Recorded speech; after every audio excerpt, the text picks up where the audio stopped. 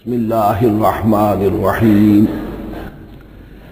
یا بنی اسرائیل اذکروا نعمتی التی انعمت علیکم وانی فضلتکم علی العالمین واتقوا یوما لا تجزی نفس عن نفس شیئا ولا يقبل منها شفاعة ولا یؤخذ منها عدل ولا هم ينصرون صدق اللہ العظیم رب اشرح لي صدری ویسر لي امری واحلل عقدۃ من لسانی یفقهوا قولی۔ جیسا کہ میں نے عرض کیا تھا، سورہ بقرہ کے 5ویں رکوع سے اور 14ویں رکوع تک تو مسلسل، بلکہ 15ویں رکوع کی بھی پہلی 2 آیات شامل کرنی ہوں گی۔ یہ 10 رکوعوں سے 2 آیات زائد ہیں کہ جن میں خطاب کل کا کل بنی اسرائیل سے ہے۔ البتہ اس میں یہ فرق ہے کہ پہلا رکوع جو ہے وہ ان کو دعوت پر مشتمل ہے، نبی اکرم صلی اللہ علیہ وسلم پر ایمان لانے کی پرزور دعوت۔ بقیہ یہ 9 رکوع جو ہیں یہ ان پر فرض قرارداد جرم ہے جو عائد کی جا رہی ہے۔ ہم نے تمہارے ساتھ یہ احسان و اکرام کیا، تم پر یہ فضل کیا، یہ کرم کیا، تمہیں یہ حیثیت دی، تمہیں یہ مقام دیا، تم نے اس طور سے اپنے اس مشن کی خلاف ورزی کی، اپنے مقام اور مرتبے کو چھوڑ کر اور دنیا پرستی اختیار کی۔ یہ جو 9 رکوع ہیں ان میں بنی اسرائیل کی تاریخ کا تو جو سمجھیے کہ ایک بہت بڑا حصہ اور نمایاں اس کے فیچرز آئیں گے، لیکن یہ سمجھ لیجئے کہ اصل میں یہ امت مسلمہ کو بھی ایک پیشگی تنبیہ ہے کہ کوئی مسلمان امت جب بگڑتی ہے تو یہ چیزیں اس میں آ جاتی ہیں۔ چنانچہ احادیث موجود ہیں حضور کی، لَيَأْتِيَنَّ عَلَىٰ أُمَّتِي مَا أَتَىٰ عَلَىٰ بَنِي إِسْرَائِيلَ حَزْوَ النَّعْلِ بِالنَّعْلِ، میری امت پر بھی وہ سب حالات وارد ہوں گے جو بنی اسرائیل پر آئے، بالکل ایسے جیسے ایک جوتی دوسری جوتی سے مشابہ ہوتی۔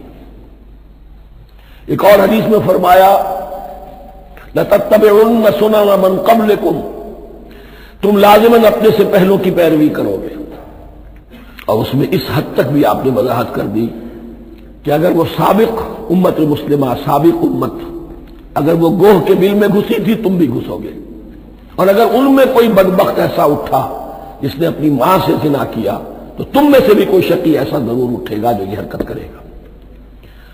اس اعتبار سے ان رکوعوں کو پڑھتے ہوئے یہ نہ سمجھیے یہ اگلوں کی داستان ہے، پچھلوں کی کہانیاں ہیں، نہیں۔ خوش طرح باشد کے سر دل برا، گفت آیت در حدیث دیگرا، یہ ہمارے لیے ایک آئینہ ہے اور ہمیں ہر مرحلے پر سوچنا ہوگا، دروبینی کرنی ہوگی، انٹروسپیکشن، کہ کہیں اسی گمراہی میں ہم مبتلا تو نہیں۔ دیکھتے جائیے گا۔ دوسرا نقطہ پہلے سے یہ سمجھ لیجئے، یہ جو 2 آیتیں میں نے 6 رکوع کی تلاوت کی ہیں، بعین ہی یہی 2 آیتیں 15ویں رکوع میں آئیں گی، اور اس کو یوں سمجھیے کہ یہ 2 بریکٹس ہیں۔ 9 رکوعوں کا مضمون ان 2 بریکٹس کے درمیان ہے۔ یہ 2 آیتیں یہاں سے بریکٹ شروع ہو رہی ہیں، وہ 2 آیتیں ان پر بریکٹ ختم ہو رہی ہیں، بعین ہی وہی آیات۔ ایک آیت میں تو شوشے کا بھی فرق نہیں، دوسری آیت میں صرف ترتیب بدلی ہے، مضمون وہی ہے۔ اس کے مابین جو کچھ ہے، اس سے باہر یہ جو 5واں رکوع تھا، اس کے مضامین گویا کہ ضرب کھا رہے ہیں بریکٹ کے اندر کے سارے مضامین سے۔ یہ حساب کا بہت ہی عام فہم سا قاعدہ ہے، بریکٹ کے باہر کوئی رقم لکھی ہوئی ہے جس کے بعد کوئی جمع یا تفریق اگر نہیں ہے تو وہ ضرب کھائے گی، بریکٹ کے اندر جتنی بھی ویلیوز ہیں ان کے ساتھ ضرب کھائے گی۔ تو گویا کہ ہر قدم پر حضور پر دعوت، ایمان لانے کی دعوت اس پورے معاملے میں موجود ہے، اس لیے کہ اس میں بعض آیتیں ایسی آ گئی ہیں، ایک زیادہ نمایاں ایک کم نمایاں، جن سے کچھ لوگوں کو بغالتا ہوا یا کچھ لوگوں نے فتنہ پیدا کیا جان بوجھ کر۔ یہ فتنہ ایک بار پیدا ہوا تھا اکبر کے زمانے میں، دین الہی کی شکل میں، کہ صرف خدا کو مان لینا، آخرت کو مان لینا اور نیک اعمال کرنا نجات کے لیے کافی ہے، کسی رسول پر ایمان لانا ضروری نہیں ہے۔ یہ صوفیہ میں بھی یہ فتنہ بہت بڑے پیمانے پر آیا، مسجد مندر ہکڑو نور، مسجد میں اور مندر میں ایک ہی نور ہے، سب مذاہب ایک ہی ہے۔ سارا فرق جو ہے شریعتوں کا ہے، عبادت کے ظاہری شکل کا ہے، وہ ہے رسولوں سے متعلق۔ رسولوں کو بیچ میں سے نکال دیجئے تو یہ دین الہی رہ جائے گا، اللہ کا دین۔ اتنا بڑا فتنہ تھا کہ جب ہندوستان میں سیاسی اعتبار سے، حکومت کے اعتبار سے مسلمانوں کا اقتدار چوٹی پر تھا، کلائمیکس پر، اکبر اعظم، اس وقت یہ دین الہی کا فتنہ اٹھا کہ دین محمدی کا اب دور ختم ہو گیا۔ وہ 1000 سال کے لیے تھا، 1000 سال پورے ہو گئے، اب الف ثانی ہے، دوسرا 1000 سال ہے، اس کے لیے نیا دین ہے۔ اسے دین اکبری بھی کہا گیا اور دین الہی بھی کہا گیا۔ اور اس میں ایک آیت آئے گی جس سے استدلال کیا ہے کچھ لوگوں نے۔ اس صدی میں پھر یہ فتنہ اٹھا تھا گاندھی کے فلسفے کے ذریعے سے، اور ایک بہت بڑا نابغہ انسان مسلمانوں میں سے، بہت بڑا نابغہ، جینیس، ابوالکلام آزاد، وہ بھی اس فتنے کا شکار ہو گیا۔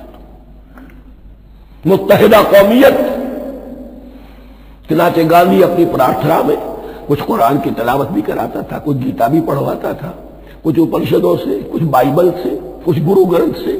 معلوم ہو یہ سب ٹھیک ہے، سب ایک ہے، سب لوگوں کو ایک ہونا چاہیے، ایک قوم ہونا چاہیے۔ مذہب تو انفرادی معاملہ ہے، کوئی مسجد میں چلا جائے، کوئی مندر میں چلا جائے، گردوارے میں چلا جائے، کوئی چرچ میں چلا جائے، کوئی سینگاگ میں چلا جائے، کیا فرق واقع ہوتا ہے؟ اس کا توڑ یہی ہے کہ سمجھ لیجئے یہ جو 7 آیتیں ہیں 5ویں رکوع کی، یہ ہے بریکٹ کے باہر، اور یہ ضرب کھا رہی ہے مسلسل۔ اس بریکٹوں کے درمیان جتنی بھی مضمون آ رہا ہے وہ سب ان کے تابع ہوگا۔ گویا کہ جہاں تک حضور پر ایمان لانے کا معاملہ ہے وہ انڈرسٹوڈ سمجھا جائے گا، مقدر سمجھا جائے گا ہر مرحلے پر ان 2 بریکٹوں کے مابین۔ اب چلیے بسم اللہ۔ یا بنی اسرائیل اذکروا نعمتی التی انعمت علیکم وانی فضلتکم علی العالمین۔ اے اسرائیل کی اولاد، یاد کرو میرے اس انعام کو جو تم پر ہوا، اس کی وضاحت میں کر چکا ہوں، لیکن یہاں جو الفاظ آ رہے ہیں بہت زوردار۔ وَأَنِّي فَضَّلْتُكُمْ عَلَى الْعَالَمِينَ، میں نے تمہیں فضیلت عطا کی تمام جہانوں پر۔ یہاں ایک قاعدہ نوٹ کر لیجئے، عربی نحو کا قاعدہ یہ ہے کہ کہیں ظرف جس میں کوئی شے ہے، ظرف کی جمع لے لیتے ہیں، مراد ہوتا ہے مظروف، ظرف کے اندر جو شے ہے اس کی جمع۔ تمام جہانوں پر فضیلت، کیا فرشتوں پر بھی فضیلت؟ نہیں، جہان والوں پر، تمام اقوام عالم پر تمہیں فضیلت عطا کی، یہ مطلب ہے اس کا۔ تمام عالموں پر، تمام جہانوں پر، یعنی تمام جہان والوں پر، اس انسان عالم انسانیت کے اندر جتنے بھی مختلف گروہ ہیں، نسلیں ہیں، طبقات ہیں، ان میں فضیلت۔ وَاتَّقُوا يَوْمًا لَا تَجْزِي نَفْسٌ عَن نَفْسٍ شَيْئًا، میں عرض کر چکا ہوں، تیسری مرتبہ پھر عرض کر رہا ہوں، اصل شیخ آخرت، محاسبہ آخرت، یہ مستحضر ہوگا تو انسان سیدھا رہے گا۔ کس میں کمزوری آ جائے، ضعف آ جائے، تو باقی ایمان باللہ، ایمان بالرسالت، یہ نہ معلوم کیا کیا شکلیں اختیار کر لیں۔ دیکھیے اس آیت کے اندر 4 اعتبارات سے محاسبہ آخرت کا زور ہے۔ وَاتَّقُوا يَوْمًا، اور ڈرو اس دن سے، لا تجزی نفس عن نفس شیئا، جس دن کوئی جان کسی دوسرے کے کام نہ آ سکے گی۔ ولا يقبل منها شفاعہ، اور نہ کسی سے کوئی سفارش یا شفاعت قبول کی جائے گی، کیٹیگوریکل ڈینائل۔ ولا يؤخذ منها عدل، نہ کسی سے فدیہ قبول کیا جائے گا۔ ولا هم ينصرون، اور نہ انہیں کوئی مدد مل سکے گی۔ ہم نے طرح طرح کے عقیدے، شفاعت باطلہ کا تصور، اہل عرب سمجھتے تھے ہمیں یہ فرشتے جو ہے خدا کی بیٹیاں ہیں، یہ لات اور منات اور عزا، ہم نے ان کے بت بنا رکھے ہیں، پوچھتے ہیں یہ اپنے ابا جان سے اللہ کی بیٹیاں ہیں نا، لاڈلی بیٹیاں، چھڑا لیں گے؟ ہمارے ہاں بھی تصور ہے اولیاء اللہ چھڑا لیں گے۔ یا شفاعت باطلہ، خود حضور کی شفاعت کے بارے میں جو غلط تصورات ہیں، ایک شفاعت حقہ ہے، اس کی وضاحت کا یہ موقع نہیں ہے۔ وہ آیت الکرسی پہ جب ہم پہنچیں گے انشاءاللہ تعالیٰ اسی سورہ مبارکہ میں تو اس کی وضاحت بھی ہوگی۔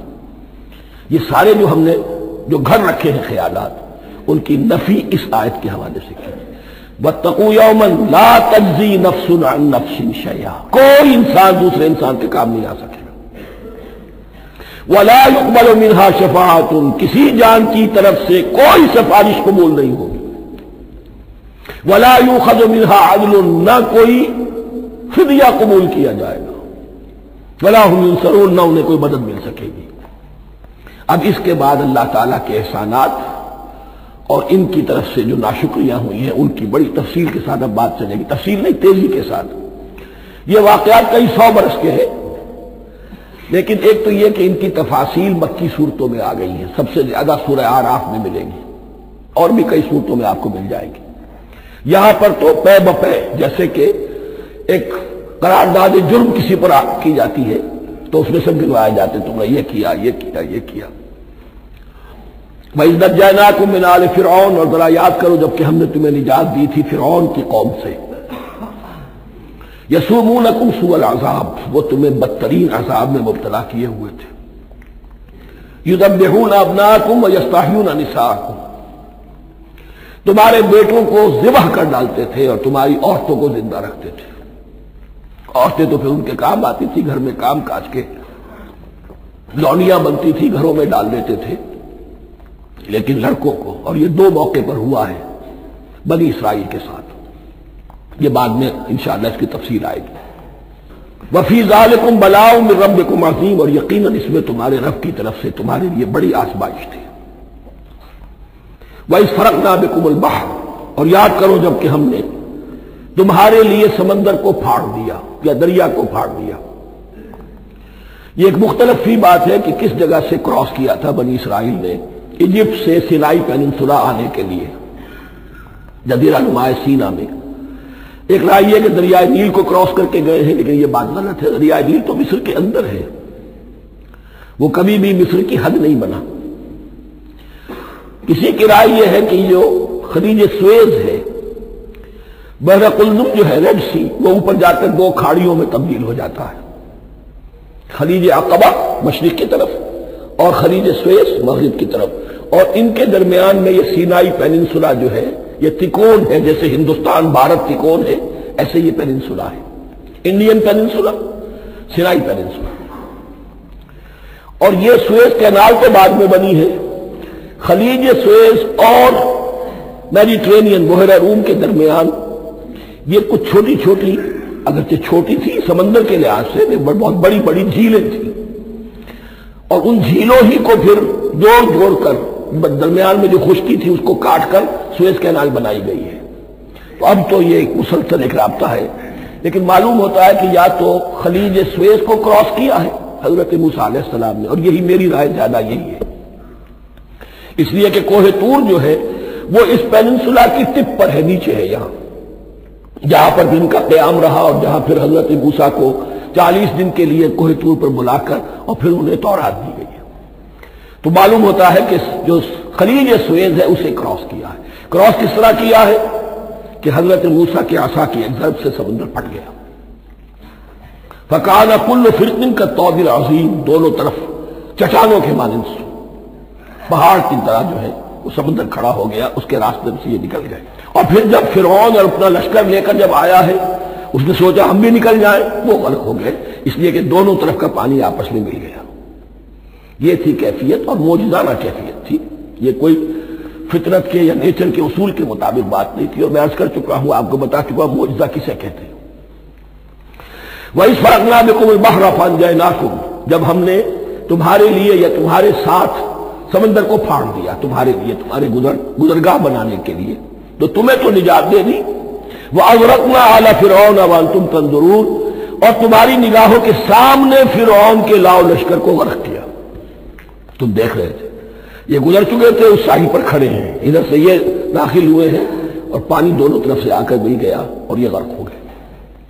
وَإِذْ وَعَدْنَا مُوسَىٰ 40 لَيْلَةً، اور یاد کرو پھر جب کوہ طور پر ہم نے موسیٰ کو 40 دن کے لیے بلایا۔ ثُمَّ اتَّخَذْتُمُ الْعِجْلَ، ان کی غیر حاضری میں تم نے بچھڑے کی پرستی شروع کر دی۔ اسے معبود بنا لیا، من بعد ہی، اس کی غیر موجودگی میں، وانتم ظالمون، تم بہت بڑا ظلم تھا جس کا ارتکاب کیا، ان الشرک لظلم عظیم، عظیم ترین ظلم جو ہے وہ شرک ہے، اور شرک جلی کی یہ شکل کہ بچڑے کو پوج گئے۔ ثم عفونا عنکم من بعد ذلک، پھر ہم نے تمہیں اس کے بعد بھی معاف کیا، یہ ہمارا کرم رہا ہے، ہماری رحمت رہی، من بعد ذلک لعلکم تشکرون، تاکہ تم شکر کرو۔ وَإِذْ آتَيْنَا مُوسَى الْكِتَابَ وَالْفُرْقَانَ لَعَلَّكُمْ تَهْتَدُونَ، اور یاد کرو جب کہ ہم نے موسیٰ کو کتاب اور فرقان عطا فرمائی۔ یہ فرقان حق اور باطل کے درمیان فرق کر دینے والی چیز، اور کتاب عام طور پر جو آتا ہے وہ شریعت کے لیے آتا ہے، شریعت بھی دی، کتاب بھی دی، اور فرقان بھی دیا، لعلکم تہتدون، تاکہ تم ہدایت پاؤ۔ وَإِذْ قَالَ مُوسَىٰ لِقَوْمِهِ، اور یاد کرو جب کہ کہا تھا موسیٰ نے اپنی قوم سے، یا قوم انکم ظلمتم انفسکم باتخاذکم العجل، اے میری قوم کے لوگوں، یقیناً تم نے اپنے اوپر بڑا ظلم کیا ہے بچڑے کو معبود بنا کر، فتوبوا الی بارئکم، پس توبہ کرو اپنے پروردگار، اپنے خالق کی جناب میں۔ باری اللہ تعالیٰ ہے، باری، فاقتلوا انفسکم، تو قتل کرو اپنے آپ کو۔ یہ چیز جو ہے تورات میں تفصیل سے آئی ہے، قرآن میں نہیں ہے۔ اسی اعتبار سے میں نے آپ کو بتایا تھا کہ تورات کا مطالعہ اس اعتبار سے مفید ہے کہ بہت سے واقعات جن کا قرآن میں ذکر ہے، یہ بعض اشارہ ہے، اس کی تفصیل کے لیے ہمیں تورات سے رجوع کرنا پڑتا ہے، ورنہ یہ کہ اس آیت کا صحیح مفہوم واضح نہیں ہوگا۔ فَاقْتُلُوا أَنفُسَكُمْ، اپنے آپ کو قتل کرو، کیا مانے؟ یہ قتل مرتد کی سزا ہے۔ وہاں معلوم ہوتا ہے کہ حضرت موسیٰ نے یہ حکم دیا، 12 قبیلے تھے، ہر قبیلے میں سے کچھ لوگوں نے یہ کفر اور شرک کیا، باقی لوگوں نے نہیں کیا۔ انہیں حکم دیا گیا کہ اپنے قبیلے کے لوگ ان کو قتل کریں جو ان کے قبیلے میں سے اس کفر کے مرتکب ہوئے۔ انفسکم سے مراد یہ اپنے قبیلے کے لوگوں کو تم قتل کرو، اس لیے کہ قبائلی زندگی جو ہوتی ہے آپ کو معلوم ہے، اس میں کوئی اور قبیلہ ہاتھ لگا دے تو قبائلی عصبیت بھڑک اٹھے گی۔ 70,000 یہودی قتل ہوئے، اس سے بڑی توبہ اور ممکن نہیں، اس سے بڑا پرج، کسی بھی آئیڈیولوجیکل پارٹی کے اندر پرج بہت ضروری ہوتا۔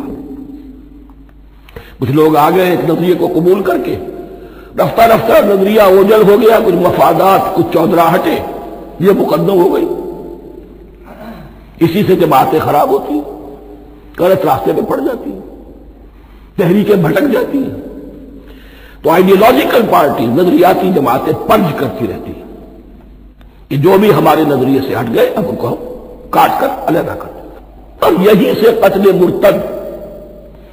تو یہ چیز حدیث میں ہے یا پھر قرآن میں یہاں ہے۔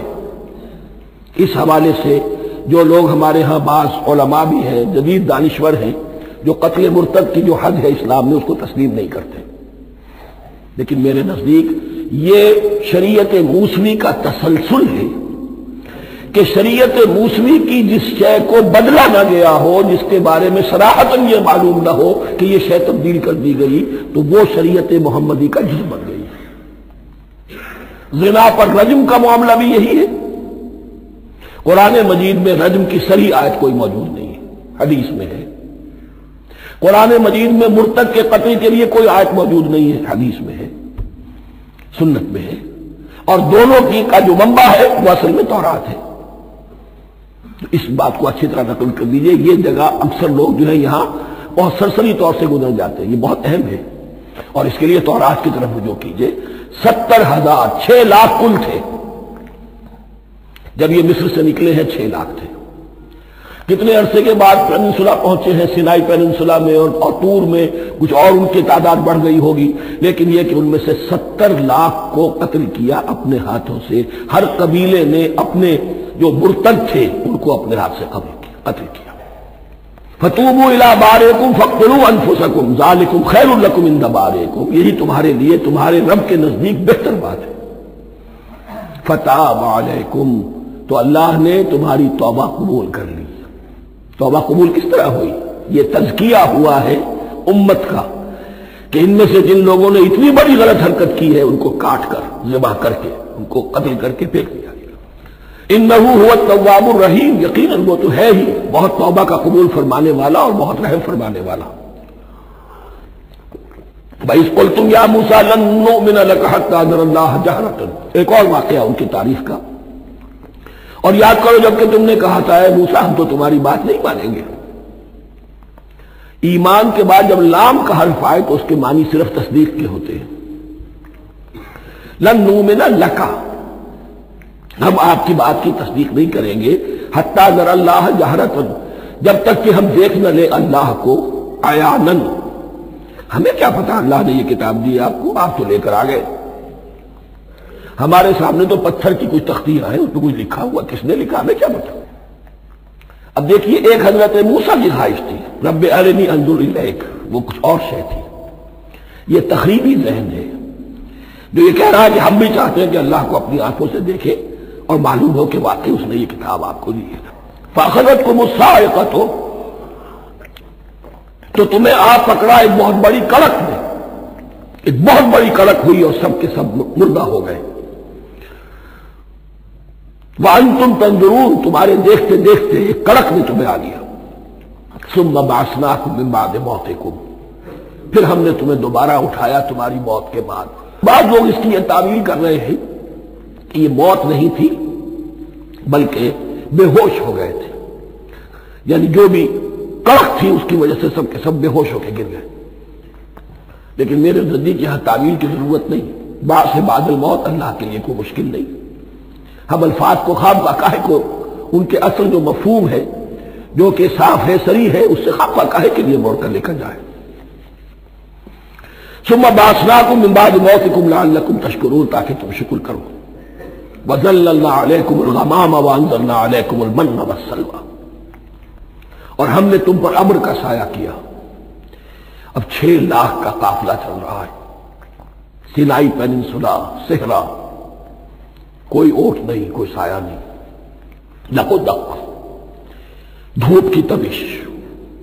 تو اللہ کا فضل ہوا کہ ایک سائے کی طرح ابر جو ہے ان کے ساتھ ساتھ جہاں جہاں وہ جا رہے ہیں وہ ابر ان پر سایہ کیے ہوئے۔ وَأَنزَلْنَا عَلَيْكُمُ الْمَنَّ وَالسَّلْوَىٰ، کھانے کو کچھ نہیں، تو من اور سلوہ نازل کیے گئے۔ من ایسے اترتا تھا رات کے وقت کہ جیسے شبنم کے قطرے ہوتے ہیں، لیکن وہ ہوتا تھا کسی ایسی چیز کا جس میں شیرینی تھی، اور پھر وہ زمین پر آ کر جم کر وہ ایک گویا کے دانہ بن جاتے تھے، یہ ان کا اناج ہو گیا۔ کاربوہائیڈریٹ سپلائی اس سے ہو گئی، من سے۔ اور سلوہ ایک خاص قسم کا پرندہ بٹیر کی شکل کا جو بے پناہ بڑی تعداد میں ان کے بڑے بڑے جھنڈ آتے تھے شام کے وقت، اور وہ ان کے ڈیرا جہاں ہوتا تھا اس کے گرد وہ اتر آتے تھے، اور رات کی تاریکی میں یہ آسانی سے ان کو پکڑتے تھے، ان کو کھاتے تھے بھون کر، اور یہ ان کی پروٹین ہو گئی۔ پوری غذا جو ہے اللہ تعالیٰ نے ان کو فراہم کر دی۔ وَأَنزَلْنَا عَلَيْكُمُ الْمَنَّ وَالسَّلْوَىٰ كُلُوا مِن طَيِّبَاتِ مَا رَزَقْنَاكُمْ، کھاؤ ان پاکیزہ چیزوں کو جو ہم نے تمہیں عطا کی ہے۔ وَمَا ظَلَمُونَا، ہم نے تو ان پر کوئی ظلم نہیں کیا، وَلَٰكِن كَانُوا أَنفُسَهُمْ يَظْلِمُونَ، لیکن وہ خود ہی اپنے اوپر ظلم ڈھاتے رہے، ہر قدم پر نافرمانی اور ناشکری۔ اس کی بھی ناشکری آگے آ جائے گی چل کر، من و سلوہ سے بھی ناشکری کی انہوں نے۔ وَإِذْ قُلْنَا ادْخُلُوا هَٰذِهِ الْقَرْيَةَ فَكُلُوا مِنْهَا حَيْثُ شِئْتُمْ رَغَدًا وَادْخُلُوا الْبَابَ سُجَّدًا وَقُولُوا حِطَّةٌ نَغْفِرْ لَكُمْ خَطَايَاكُمْ، اور یاد کرو جب کہ ہم نے تم سے کہا تھا اس شہر میں داخل ہو جاؤ اور پھر کھاؤ اس میں سے بافراغت جہاں سے چاہو جو چاہو، لیکن دیکھنا دروازے میں داخل ہونا جھک کر اور کہتے رہنا مغفرت مغفرت مغفرت، ہم تمہاری خطاؤں سے درگزر فرمائیں گے۔ اس آیت کو سمجھنے کے لیے ذرا تاریخی بات سمجھ لیجئے۔ صحرائے سینا میں آنے کے بعد اور یہ جو کتاب تورات انہیں مل رہی تھی اس کے بعد حضرت موسیٰ علیہ السلام کے ہی زمانے میں انہیں جہاد اور قتال کا حکم ہوا۔ اس سے پوری قوم نے انکار کر دیا. یہ سورہ مائدہ میں آئے گا. اس پر اللہ تعالیٰ نے ایک سزا مسلط کر دی ان پر کہ 40 برس تک کسی صحرا میں بھٹکتے پھریں گے. اگر یہ ابھی قتال کرتے، جہاد کرتے، تو پورا فلسطین ان کے ہاتھ پر ابھی فتح کرا دیتے. لیکن چونکہ انہوں نے بزدلی دکھائی ہے، اب سزا یہ ہے فَإِنَّهَا مُحَرَّمَةٌ عَلَيْهِمْ 40 سَنَةً يَتِيهُونَ فِي الْأَرْضِ. اب 40 برس تک یہ اسی صحرا میں بھٹکتے پھریں گے. اور ارض فلسطین جو ان کے لیے ارض موعود تھی وہ ان پر حرام کر دی گئی 40 سال کے لیے. اس 40 سال کے عرصے میں حضرت موسیٰ کا بھی انتقال ہو گیا، حضرت ہارون کا بھی ہو گیا. اس عرصے میں ایک نئی نسل پیدا ہوئی. وہ جو غلامی کا داغ اٹھائے ہوئی نسل آئی تھی مصر سے، جن کے اندر مورل کیریکٹر جو ہے وہ بہت کمزور ہو جاتا ہے، غلامی کا یہ اثر ہوتا ہے. وہ پوری نسل ختم ہو گئی. نئی نسل اب پیدا ہوئی. 40 برس صحرا میں پیدا ہوئے، یہی پلے بڑھے. ان میں اب ایک جذبہ تھا. حضرت موسیٰ کے پھر جو خلیفہ تھے یوشع ابن نون، جوشوا، تورات میں ان کا نام جوشوا ہے، یوشع، ان کی سرکردگی میں اب بنی اسرائیل کی اس نئی نسل نے قتال کیا، جنگ کی. اور پہلا شہر جو فتح ہوا وہ اریحا. آج بھی وہ شہر جو ہے جیریکو جو آپ سے دیکھتے ہیں خبروں کے اندر آتا ہے بار بار، اریحا اس کا پرانا نام ہے. یہ شہر فتح ہوا. اس فتح کی بات کا تذکرہ ہو رہا ہے. یاد کرو جب کہ ہم نے تم سے کہا تھا اس بستی میں، اس شہر میں داخل ہو جاؤ، فاتحہ نہ ہو، اور پھر جو کچھ یہاں ہے، جو نعمتیں ہیں، ان سے متمتع ہو، کھاؤ پیو. لیکن داخل ہونا سجدہ کرتے ہوئے، مراد کیا؟ جھک کر. یعنی ایسا نہ ہو کہ تکبر کی وجہ سے تمہاری گردنیں اکڑ جائیں. گردنیں جھکا کر اللہ کا احسان مانو. یہ نہ سمجھو کہ یہ فتح تم نے حاصل کی. اس کی تفسیر اصل میں نظر آتی ہے حضور کی شخصیت میں، کہ جب فتح مکہ کے موقع پر مکے میں داخل ہوئے ہیں تو جس سواری پر آپ بیٹھے ہوئے تھے آپ کی پیشانی اس کی گردن کے ساتھ جڑی ہوئی تھی. یہ وقت ہوتا ہے جب کہ تکبر اور تعالی، فاتح کی حیثیت سے آنا. اور بندہ مومن کے لیے یہی وقت ہے تواضع کا، جھکنے کا. وَقُولُوا حِطَّةٌ، حتیٰ یہود تو کہتے ہیں جھاڑ دینے کو. تو اس کے معنی کیا ہے؟ اے اللہ ہمارے گناہ جھاڑ دے، مغفرت. اے اللہ ہمیں مغفرت، ہماری مغفرت فرما، جو خطائیں ہو گئی بخش دے. قولوا حِطَّةٌ، تمہاری زبان پر استغفار ہونا چاہیے، تمہاری گردنیں جھکی ہوئی ہونی چاہیے. نغفر لکم خطایاکم، اگر تم اس پر عمل کرو گے ہم تمہاری خطائیں جو ہیں انہیں معاف فرما دیں گے. وسنزید المحسنین، اور جو تم میں محسن ہوں گے انہیں اور بھی زیادہ دیں گے، اور انعام و اکرام آئیں گے. فبدل الذین ظلموا قولا غیر الذی قیل لہم، تو ان میں سے جو ظالم تھے، جو بد کردار تھے، انہوں نے بدل دیا، ایک اور قول اختیار کر لیا اس قول کی جگہ جو انہیں کہا گیا تھا. کہا گیا تھا حتہ حتہ، انہوں نے کہنا شروع کیا حنطہ حنطہ، ہمیں تو گیہوں چاہیے، گیہوں چاہیے. یہ بعد میں ابھی آ جائے گا اگلے رکوع کے اندر کہ من و سلوہ سے ان کی طبیعتیں بھر گئی تھی ایک ہی چیز کھا کھا کے. اب وہ کہہ رہے تھے کوئی چیز ہمیں جو ہے زمین کی روئندگی میں سے، پیداوار میں سے، تو وہ ان کے زبان پر انہوں نے مذاق اڑاتے ہوئے گویا کہ حضرت موسیٰ علیہ السلام کے ذریعے سے حکم ملا ہے، استہزاء کر رہے ہیں. حتۃ کی بجائے حنطۃ. فانزلنا علی الذین ظلموا رجزا من السماء بما كانوا یفسقون، تو جن لوگوں نے یہ حرکت کی تھی ان پر ہم نے آسمان سے ایک بہت بڑا عذاب نازل کیا. تورات سے معلوم ہوتا ہے کہ پلیگ آئی اور جنہوں نے یہ حرکت کی تھی وہ سب کے سب ہلاک ہو گئے جریکو کے اندر. بما كانوا یفسقون، بسبب اس نافرمانی کے جو انہوں نے کی. وَإِذِ اسْتَسْقَىٰ مُوسَىٰ لِقَوْمِهِ فَقُلْنَا اضْرِب بِّعَصَاكَ الْحَجَرَ. اب یہ پھر صحرا سینا کا واقعات آ رہے ہیں. ان میں ترتیب زمانی نہیں ہے. اریحا کی فتح جو ہے حضرت موسیٰ کے بعد ہے، لیکن اب یہاں پہ پھر ابھی وہ جو صحرائے تیہ میں جب بھٹک رہے تھے پھر اس کا ذکر ہے. وَإِذِ اسْتَسْقَىٰ مُوسَىٰ لِقَوْمِهِ فَقُلْنَا اضْرِب بِّعَصَاكَ الْحَجَرَ، اور جب کہ موسیٰ کی قوم نے موسیٰ سے پانی طلب کیا. اب صحرا میں آپ کو معلوم ہے جہاں پڑاؤ تھا اب وہاں پانی نہیں ہے. 6 لاکھ ہو 7 لاکھ ہو کتنے افراد ہو پانی چاہیے تھا۔ وَإِذِ اسْتَسْقَىٰ مُوسَىٰ لِقَوْمِهِ فَقُلْنَا اضْرِب بِّعَصَاكَ الْحَجَرَ، تو ہم نے کہا کہ اپنے عصا سے ضرب لگاؤ چٹان، فَانْفَجَرَتْ مِنْهُ اثْنَتَا عَشْرَةَ عَيْنًا، تو اس سے 12 چشمے پھوٹ بہے۔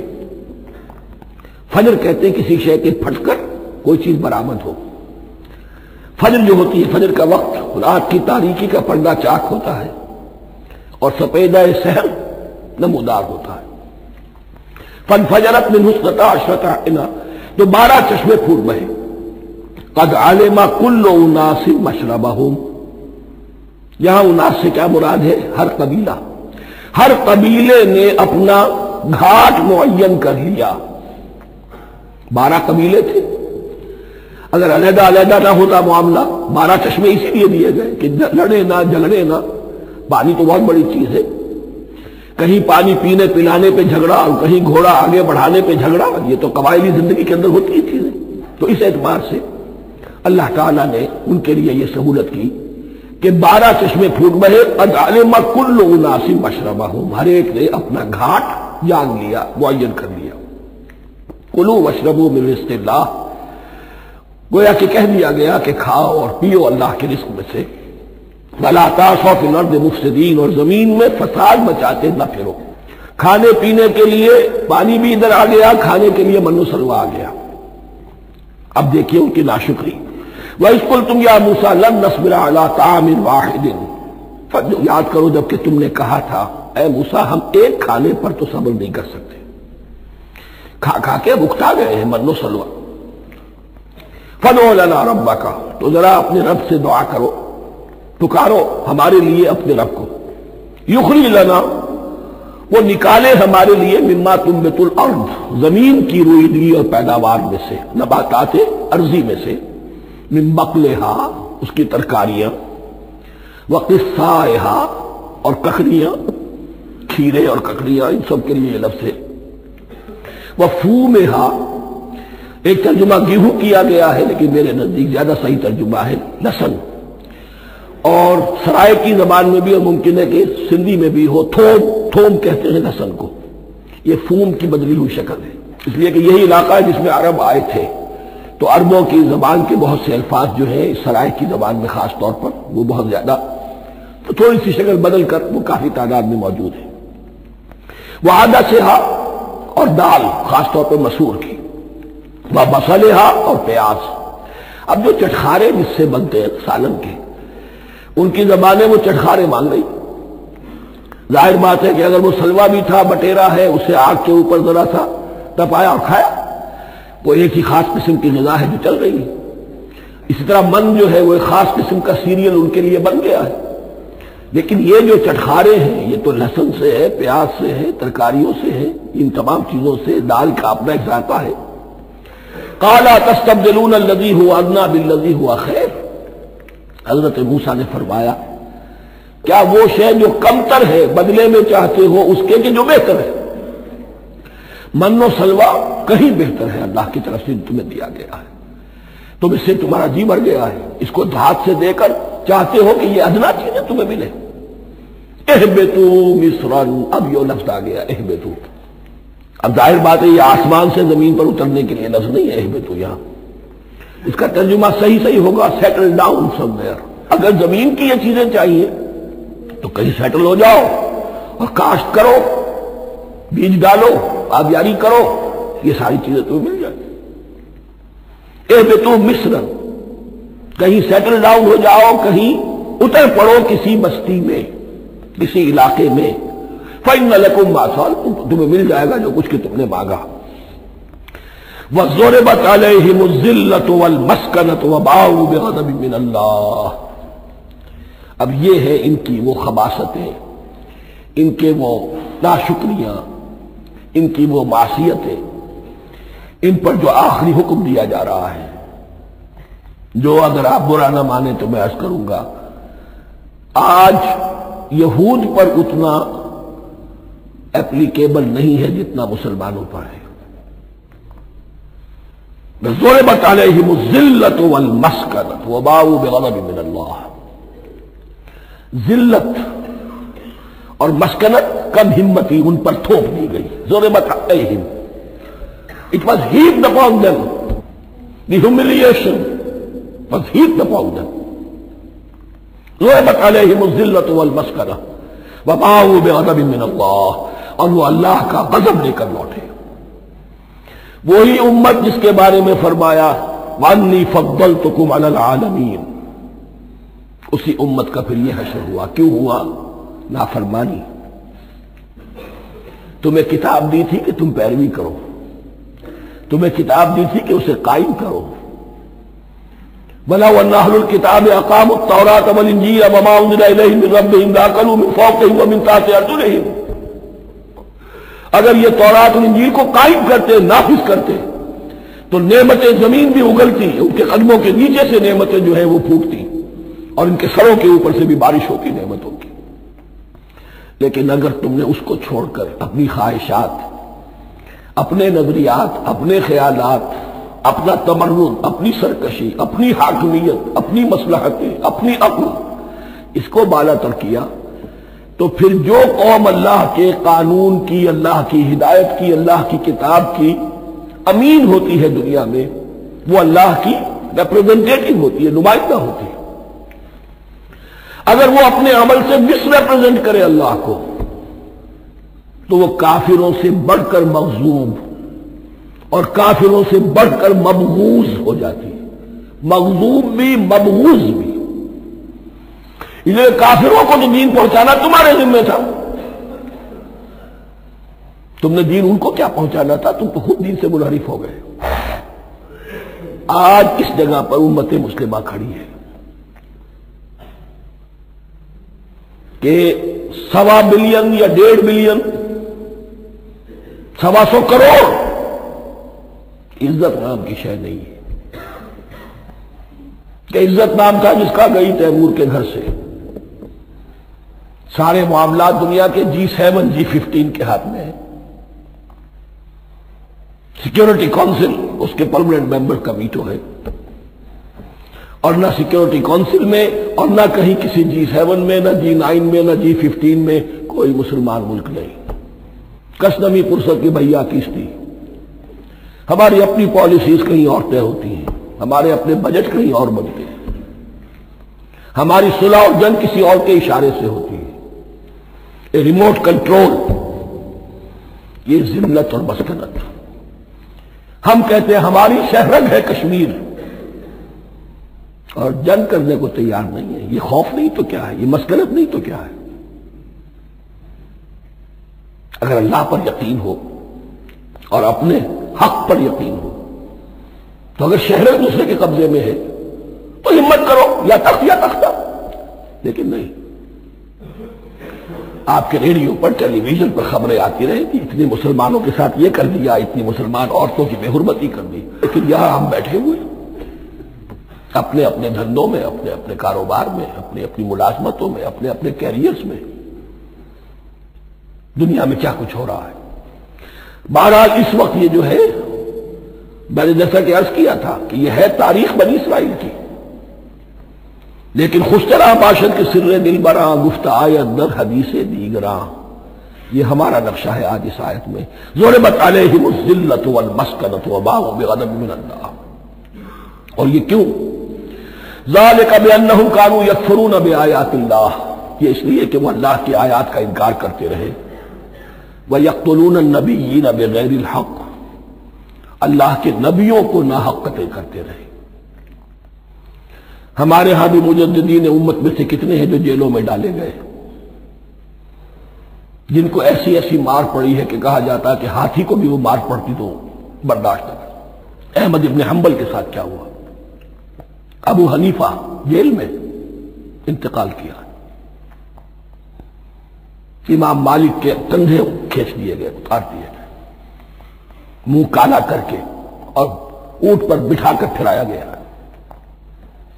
امام دار الہجرہ شیخ احمد سرہندی جیل میں رہے. سید احمد بریلوی اور ان کے ساتھیوں کو خود مسلمانوں نے تہہ تیغ کیا ہے. بہرحال یہ داستانیں ہیں. اب نبی تو کوئی نہیں آئے گا, ان کے ہاں نبی تھے. ہمارے ہاں مجددین ہیں، علماء حق ہیں، جیسے کہ حدیث بھی ہے علماء امتی کا انبیاء بنی اسرائیل، تو جو انہوں نے انبیاء کے ساتھ کیا ہم نے مجددین اور علماء کے ساتھ کیا۔ ذالک بما عصوا وکانوا یعتدون، اور یہ ہوا ان کی نافرمانیوں کی وجہ سے اور حد سے تجاوز کرنے کی وجہ سے۔ اللہ تعالیٰ تو ظالم نہیں، اللہ نے تو اونچا مقام دیا تھا، ہمیں بھی خیر امت قرار دیا، کنتم خیر امت اخرجت للناس تأمرون بالمعروف وتنہون عن المنکر وتؤمنون باللہ۔ اب اگر ہم نے وہ اپنا مشن چھوڑ دیا تو ذلت اور مسکنت وہ ہمارا مقدر بن گیا۔ اللہ کا قانون اور اللہ کا عدل بے لاگ ہے، وہ فرام امہ ٹو امہ چینج نہیں ہوتا۔ سنت اللہ جو ہے لن تجد لسنت اللہ تحویلا ولن تجد لسنت اللہ تبدیلا، اللہ کی سنت بدلتی نہیں۔ بنی اسرائیل کا جو حشر ہوا آج وہ ہمارا ہو رہا ہے۔ بہرحال اس پر میری جو کتاب ہے سابق اور موجودہ مسلمان امتوں کا ماضی حال اور مستقبل، اس کا مطالعہ کیجیے۔ اب آ گئی وہ آیت کہ جس سے استدلال کیا گیا ہے کہ ایمان بالرسالت نجات کے لیے ضروری نہیں ہے۔ ان الذین آمنوا والذین ہادوا والنصارى والصابئین من آمن باللہ والیوم الآخر وعمل صالحا فلہم اجرہم عند ربہم ولا خوف علیہم ولا هم یحزنون۔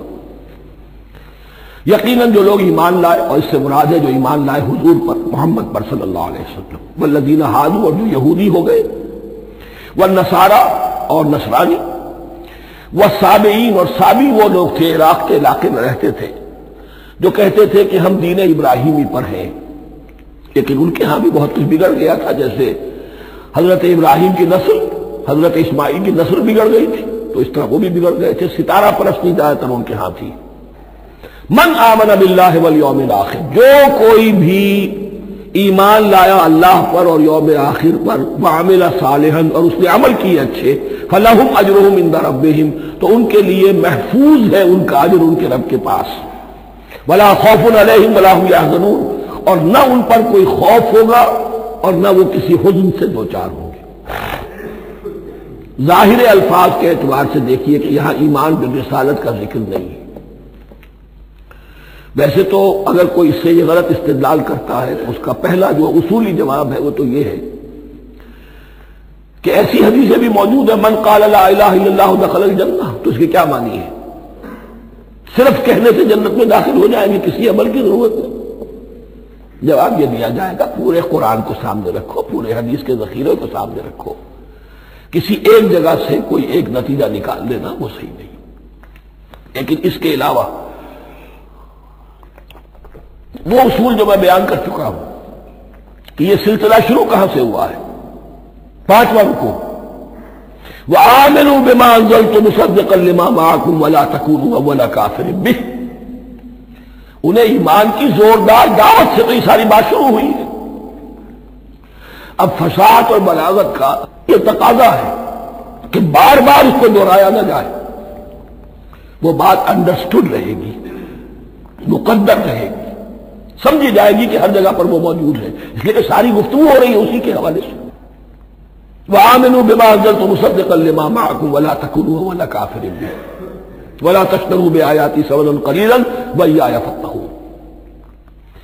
اس حوالے سے یوں سمجھیے اب اس آیت کو کہ یہاں پر کچھ الفاظ محذوف مانے جائیں گے، ان الذين آمنوا والذين هادوا والنصارى والصابئين من آمن باللہ والیوم الآخر وعمل صالحا فی ایامہم فلہم اجرہم عند ربہم ولا خوف علیہم ولا هم یحزنون۔ ہر دور میں جبکہ ابھی حضرت عیسیٰ نہیں آئے تھے تو جو بھی یہودی تھے اس وقت تک حضرت موسیٰ کے ماننے والے، وہ جو بھی اللہ پر ایمان رکھتے تھے اور نیک عمل کرتے تھے، آخرت کو مانتے تھے، ان کی نجات ہو جائے گی۔ لیکن حضرت عیسیٰ کے آنے کے بعد ان کو نہیں مانا، اب وہ کافر قرار پائے۔ لیکن اب حضرت عیسیٰ کے آنے کے بعد جب تک حضور نہیں آئے جو بھی مانتا ہے، لیکن یہ کہ شرط یہی ہوگی کہ اپنے اپنے زمانے میں اصل میں نفی جس بات کی جا رہی ہے وہ یہ ہے کہ یہ نہ سمجھو کہ کسی گروہ میں ہونے سے نجات ہوتی ہے۔ نجات کسی گروہ میں ہونے کی وجہ سے نہیں ہے، نجات کی بنیاد ایمان اور عمل صالح ہے۔ کسی رسول پر ایمان لانا اپنے دور کے رسول پر وہ تو لازم ہے، لیکن یہ ہے کہ اس پر ایمان تو لے آئے اور وہ عمل صالح نہیں ہے تو نجات نہیں ہوگی۔ تو یہ اپنے اپنے دور میں اپنے اپنے زمانے میں ہر امت کے لیے وَلِكُلِّ أُمَّةٍ أَجَلٌ قرآن مجید کے ایک مقام پر آیا ہے، ہر امت کے لیے ایک خاص معین مدت ہے۔ اس معینہ مدت میں اب ظاہر بات ہے جو لوگ حضور کی بعثت سے پہلے فوت ہو گئے ان پر تو کوئی ذمہ داری نہیں تھی حضور پر ایمان لانے کی، اور ایسے لوگ تھے، ایسے موحدین مکے میں موجود تھے جو یہ کہتے تھے کعبے کے پردے پکڑ پکڑ کر، اے اللہ ہم صرف تجھے پوجنا چاہتے ہیں، صرف تیری بندگی کرنا چاہتے ہیں، لیکن جانتے نہیں کیسے کریں۔ یہ بات موجود تھی اور ان کا انتقال بھی ہو گیا۔ یہ زید، سعید ابن زید، سعید جو حضرت عمر کے بہنوئی تھے اور وہ عشرہ مبشرہ میں سے ہیں، ان کی اہلیہ حضرت فاطمہ بنت خطاب، ان دونوں کے ایمان کو اللہ نے ذریعہ بنایا حضرت عمر کے ایمان کا، اور یہ والد تھے سعید کے زید، وہ یہ کہتے ہوئے دنیا سے چلے گئے حضور کی ابھی بعثت ہی نہیں ہوئی تھی، اے اللہ میں صرف تیری بندگی کرنا چاہتا ہوں، کیسے کروں یہ نہیں جانتا۔ اسی کو ذہن میں رکھیے، اہدنا الصراط المستقیم جو میں نے کہا تھا، ایک سلیم الفطرت انسان، سلیم العقل انسان توحید تک پہنچ جاتا ہے، آخرت کو پہچان لیتا ہے، لیکن اب کیا کروں؟ اس شریعت کے لیے، ان احکام کے لیے وہ دستے سوال دراز کرنے پر مجبور ہے۔ الحمدللہ رب العالمین الرحمن الرحیم مالک یوم الدین ایاک نعبد و ایاک نستعین اہدنا الصراط المستقیم۔ اسی صراط المستقیم کی دعا کا یہ جواب اب آئے گا، شروع ہوگا سورہ بقرہ سے، یہ کرو یہ نہ کرو، یہ فرض ہے، یہ تم پر لازم کیا گیا، یہ چیز حرام کی گئی، وغیرہ وغیرہ۔ ان الذين آمنوا والذين هادوا والنصارى والصابئين من آمن بالله واليوم الآخر وعمل صالحا، اور محذوف الفاظ فی ازمنتہم، اپنے اپنے زمانے میں، یا فی ایامہم، فلہم اجرہم عند ربہم ولا خوف علیہم ولا هم یحزنون۔ وَإِذْ أَخَذْنَا مِيثَاقَكُمْ وَرَفَعْنَا فَوْقَكُمُ الطُّورَ، اور ذرا یاد کرو جب کہ ہم نے تم سے عہد لیا، قول و قرار لیا، اور تمہارے اوپر اٹھا دیا طور کو، پہاڑ کو۔ جب تورات دی گئی تو اس وقت ایک کیفیت معجزانہ طور پر ایسی پیدا کی گئی، ان کے اوپر ایک روج ڈالنے کے لیے اور خشیت قلب میں پیدا کرنے کے لیے کوہ طور اٹھا کر معلق کر دیا گیا۔ اس وقت کہا گیا خذوا ما آتیناکم بقوۃ، تو اس قول و قرار کے وقت ایک معجزے کی شکل یہ ہوئی تھی۔ وَإِذْ أَخَذْنَا مِيثَاقَكُمْ وَرَفَعْنَا فَوْقَكُمُ الطُّورَ خُذُوا مَا آتَيْنَاكُمْ بِقُوَّةٍ وَاذْكُرُوا مَا فِيهِ لَعَلَّكُمْ تَتَّقُونَ، پکڑو اس کو مضبوطی کے ساتھ جو ہم نے تمہیں دیا ہے، اس کتاب کو، تورات کو، اس شریعت کو، اس احکام کو۔ وَاذْكُرُوا مَا فِيهِ، اور یاد رکھو اسے جو کچھ کہ اس میں ہے، لَعَلَّكُمْ تَتَّقُونَ، تاکہ تم بچ سکو۔ ثُمَّ تَوَلَّيْتُم مِّن بَعْدِ ذَلِكَ، پھر تم نے روگردانی کی اس کے بعد، اس میثاق کو توڑا، میثاق الست کو توڑا تھا، اور دوسرے یہ میثاق شریعت جو تم سے لیا گیا اس کو بھی توڑا۔ ثم تولیتم من بعد ذلك فلولا فضل اللہ علیکم ورحمتہ لکنتم من الخاسرین، پھر اگر اللہ کا فضل تمہارے شامل حال نہ ہوتا اور اس کی رحمت تمہاری دستگیری نہ کرتی رہتی، بار بار تمہیں معاف کیا، تمہیں مہلت دی، تو اگر یہ چیز نہ ہوتی تو اسی وقت سے تم خسارہ پانے والے اور تباہ ہونے والے ہو جاتے۔ وَلَقَدْ عَلِمْتُمُ الَّذِينَ اعْتَدَوْا مِنْكُمْ فِي السَّبْتِ، اور تمہیں خوب معلوم ہے تم میں سے وہ لوگ جنہوں نے سبت کے قانون کو توڑا، حد سے تجاوز کیا۔ یہ واقعہ تفصیل کے ساتھ سورہ اعراف میں آئے گا کہ ان کی شریعت میں ہفتے کا روز معین کر دیا گیا تھا، کوئی دنیاوی کام نہیں ہوگا۔ آج بھی وہ لوگ جو ہے سبت کو، جو بھی پریکٹسنگ جیوز ہیں، وہ اس کی پابندی کرتے ہیں، وہ بڑی شدت سے کرتے ہیں۔ لیکن ایک زمانے میں ایک خاص ان کا قبیلہ تھا کہ جس نے ایک بڑے ہی شرعی ہیلہ ایجاد کر کے اس قانون کی دھجیاں بکھیری، تفصیل ہم پڑھیں گے سورہ اعراف میں۔ وَلَقَدْ عَلِمْتُمُ الَّذِينَ اعْتَدَوْا مِنْكُمْ فِي السَّبْتِ، تمہارے علم میں ہے تمہارے وہ لوگ کہ جنہوں نے سبت کے قانون کے ضمن میں خلاف ورزی کی، فَقُلْنَا لَهُمْ كُونُوا قِرَدَةً خَاسِئِينَ، تو ہم نے کہہ دیا ان کو کہ ہو جاؤ ذلیل بندر، ان کی شکلیں بس کر دی گئی، انہیں بندروں کی شکل میں تبدیل کر دیا گیا۔ فَجَعَلْنَاهَا نَكَالًا لِمَا بَيْنَ يَدَيْهَا، پھر ہم نے اس واقعے کو یا اس بستی کو ایک بنا دیا مثال، لوگوں کے لیے ان کی عبرت کے سامان بنا دیا، ان کے لیے بھی جو سامنے موجود تھے اس زمانے کے لوگ، اور ان کے لیے بھی جو بعد میں آنے والے تھے، وَمَوْعِظَةً لِّلْمُتَّقِينَ، اور اسے ایک نصیحت، ایک سبق آموزی کی بات بنا دیا اہل تقویٰ کے لیے۔ وَإِذْ قَالَ مُوسَىٰ لِقَوْمِهِ إِنَّ اللَّهَ يَأْمُرُكُمْ أَن تَذْبَحُوا بَقَرَةً، اور یاد کرو جب کہ موسیٰ نے اپنی قوم سے کہا یقیناً اللہ تمہیں حکم دیتا ہے کہ گائے کو ذبح کرو۔ یہ واقعہ میں پہلے آپ کو بتا دوں، پھر ہم یہ آیات تیزی سے پڑھ لیں گے۔ بنی اسرائیل میں ایک شخص قتل ہو گیا، عامر نامی، اور قاتل کا پتہ نہیں چل رہا تھا۔ اللہ تعالیٰ نے حضرت موسیٰ کے ذریعے سے حکم دیا کہ ایک گائے کو ذبح کرو اور اس کے جسم کے ایک ٹکڑے سے اس مردے کو چھوؤ، وہ جی اٹھے گا اور وہ بتا دے گا میرا قاتل کون ہے۔ اب یہ کہ یہ معجزات کی شکل ہے جو بار بار آ رہے ہیں، اور سابق اس امت کے اندر معجزات کا آپ کو بہت عمل دخل ملے گا۔ اس میں ایک تو یہ کہ گائے کو ذبح کرنا، وہ گائے کے تقدس کا جو ان کے دل میں ذہن میں تھا، تو ذبح کرنے سے اس کے اوپر بھی گویا کہ ایک تلوار چلائی گئی، اور پھر انہیں دکھا بھی دیا گیا کہ ایک آدمی زندہ بھی ہو سکتا ہے، بعد سے بعد الموت کا بھی ایک نقشہ دکھا دیا گیا انہیں۔ لیکن انہیں جب یہ حکم ملا اور ان کے دلوں کے اندر وہ بچڑے کی اور گائے کی تقدیس جو ہے وہ پلی ہوئی تھی، اب انہوں نے سوال کر کے کسی طریقے سے بچنے کے لیے مین میخ نکالی، کیسی گائے ہو، کیا رنگ ہو، کس طرح کی ہو، کس عمر کی ہو۔ بالآخر یہ کہ جب ہر طرف سے گھیراؤ ان کا ہو گیا اور سب چیزیں جو ہیں ان کے سامنے واضح کر دی گئی، تب انہوں نے یوں سمجھیے چاروں ناچار بادل ناخواستہ اس حکم پر عمل کیا۔ بس اب ترجمہ کر لیجئے۔ وَإِذْ قَالَ مُوسَىٰ لِقَوْمِهِ إِنَّ اللَّهَ يَأْمُرُكُمْ أَن تَذْبَحُوا بَقَرَةً، اور یاد کرو جب کہ موسیٰ نے کہا اپنی قوم سے کہ اللہ حکم دیتا ہے تمہیں کہ ایک گائے کو ذبح کرو۔ قَالُوا أَتَتَّخِذُنَا هُزُوًا، انہوں نے کہا کیا آپ ہمارے ساتھ کوئی ٹھٹھا کر رہے ہیں، مذاق اڑا رہے ہیں، یہ کیا بات آپ کہہ رہے ہیں؟ قَالَ أَعُوذُ بِاللَّهِ أَنْ أَكُونَ مِنَ الْجَاهِلِينَ، فرمایا میں اللہ کی پناہ طلب کرتا ہوں اس سے کہ میں جاہلوں میں سے ہو جاؤں، کہ میں ان دین کے معاملات کے اندر استہزاء اور تمسخر کو شامل کر دوں۔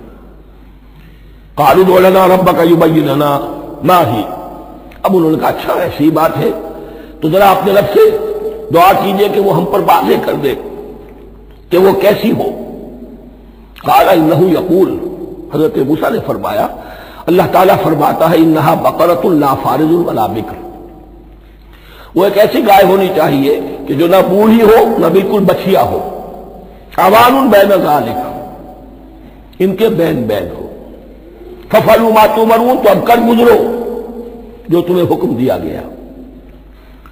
قَالُوا ادْعُ لَنَا رَبَّكَ يُبَيِّن لَنَا مَا لَوْنُهَا، اب انہوں نے پھر کہا ذرا ایک دفعہ اور دعا کیجئے اپنے رب سے، وہ ہمیں بتا دے اس کا رنگ کیسا ہونا چاہیے۔ قَالَ إِنَّهُ يَقُولُ إِنَّهَا بَقَرَةٌ صَفْرَاءُ فَاقِعٌ لَوْنُهَا تَسُرُّ النَّاظِرِينَ، فرمایا اللہ فرماتا ہے کہ وہ گائے ایسی ہونی چاہیے زرد رنگ، شوخ رنگ، شوخ زرد رنگ کی، چمکیلی، جو دیکھنے والوں کو خوب اچھی لگے، پسند آئے، دل میں کھب جانے والی۔ اب جو زیادہ سے زیادہ ان کے ہاں مقدس سمجھے جاتے تھے گائے، رفتہ رفتہ سوال کر کے اگر پہلے ہی حکم پر وہ کر دیتے تو کسی بھی گائے کو ذبح کر دیتے، لیکن یہاں گھیراؤ ان کا ہو رہا ہے کہ جس کی تقدس کا ان کے ذہن میں زیادہ سے زیادہ تاثر ہے اسی کو واضح کیا جائے۔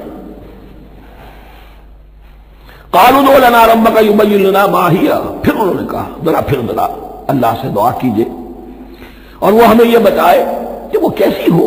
ان البقرہ تشابہ علینا، یقیناً ہم کچھ شبے میں پڑ گئے ہیں، یہ گائے کا معاملہ مشتبہ ہو گیا ہے ہم پر۔ قال انه يقول، فرمایا اللہ فرماتا ہے انها بقرۃ لا ذلول تثير الارض ولا تسقي الحرث، وہ ایک ایسی گائے ہونی چاہیے کہ جو کوئی جس سے مشقت نہ لی جاتی ہو، نہ وہ ہل جوتتی ہو اور نہ وہ رہٹ کا پانی کھینچتی ہو۔ تسیر الارض، نہ تو وہ زمین کو جوتنے میں ہل چلانے میں کام میں لی جائے، ولا تسقي الحرث، اور نہ کھیتی کو پانی پلانے کے لیے وہ پانی کھینچنے میں استعمال کیا جائے۔ مسلمتن، اور پوری سالم ہونی چاہیے، یک رنگ، لا شیۃ فیہا، اس میں کسی دوسرے رنگ کا کوئی داغ تک نہ ہو۔ اب کیا کرتے، گھیراؤ میں آ گئے۔ قالوا الآن جئت بالحق، کہا انہوں نے کہ ٹھیک ہے اب تو آپ نے بات جو ہے پوری طریقے سے واضح کر دی. فذبحوها وما كانوا يفعلون، تب انہوں نے اس کو ذبح کیا اور وہ کرنے والے نہیں تھے، دل میں نہیں تھا، باطل ناخواش تھا. اب دیکھیے یہاں ترتیب ذرا واقعے کی جو ہے مختلف ہو گئی ہے. جو اس ذبح بقرہ کا سبب تھا وہ بعد میں بیان ہو رہا ہے. تورات میں چونکہ واقعات کو اس طریقے سے بیان کیا ہے لہذا وہاں ترتیب دوسری ہے. وَإِذْ قَتَلْتُمْ نَفْسًا فَادَّارَأْتُمْ فِيهَا، اور یاد کرو جب کہ تم نے ایک جان کو قتل کیا تھا اور اس کا الزام تم ایک دوسرے پر لگا رہے تھے، یعنی کسی کا پتہ نہیں چل رہا تھا قاتل کون ہے. وَاللَّهُ مُخْرِجٌ مَا كُنتُمْ تَكْتُمُونَ، اور اللہ تعالیٰ فیصلہ کر چکا تھا کہ جو کچھ تم چھپا رہے ہو اسے نکال کر رہے گا، واضح کرے گا.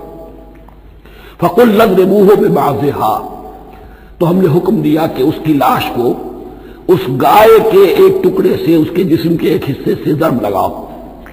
کذالک یحیی اللہ الموتیٰ، اور دیکھو اس طریقے سے اللہ مردوں کو زندہ کر دے گا. تھوڑی دیر کے لیے وہ زندہ ہوا، اس نے اپنے قاتل کا نام بتا دیا. وَیُرِیکُمْ آیاتہ لَعَلَّکُمْ تَعْقِلُونَ، اور وہ تمہیں دکھاتا ہے اپنی آیات تاکہ تم عقل سے کام لو. اب جو الفاظ آ رہے ہیں بہت سخت ہیں، بہت سخت، لیکن ان کو پڑھتے ہوئے دروبینی ضرور کیجیے گا، اپنے اندر جھانکیے گا. ثم قست قلوبکم، پھر تمہارے دل سخت ہو گئے جب دین میں ہیلے بہانے نکالے جانے لگے اور ہیلوں بہانوں کے ذریعے سے شریعت کے احکام سے بچا جائے، اللہ کو دھوکہ دینے کی کوشش کی جائے. اس کا جو نتیجہ نکلتا ہے وہ دل کی سختی ہے. ثم قست قلوبکم، پھر تمہارے دل سخت ہو گئے. فہی کالحجارۃ او اشد قسوہ، تو وہ تو اب پتھروں کے مانند ہیں بلکہ سختی میں ان سے بھی زیادہ شدید ہے. یہ ویسے بھی فصاحت اور بلاغت کا بھی بڑا ایک عمدہ مقام ہے قرآن کا. وَإِنَّ مِنَ الْحِجَارَةِ لَمَا يَتَفَجَّرُ مِنْهُ الْأَنْهَارُ، پتھروں میں سے تو ایسے بھی ہوتے ہیں جن میں سے چشمے پھوٹ بہتے ہیں. وَإِنَّ مِنْهَا لَمَا يَشَقَّقُ فَيَخْرُجُ مِنْهُ الْمَاءُ، اور ایسے بھی ہیں جو شق ہو جاتے ہیں، پتھر چٹانیں، ان میں سے پانی برآمد ہو جاتا ہے. وَإِنَّ مِنْهَا لَمَا يَهْبِطُ مِنْ خَشْيَةِ اللَّهِ، اور ان میں وہ بھی ہوتے ہیں جو اللہ کے خوف سے گر پڑتے ہیں. وَمَا اللَّهُ بِغَافِلٍ عَمَّا تَعْمَلُونَ، اور اللہ تعالیٰ غافل نہیں ہے اس سے کہ جو تم کر رہے ہو.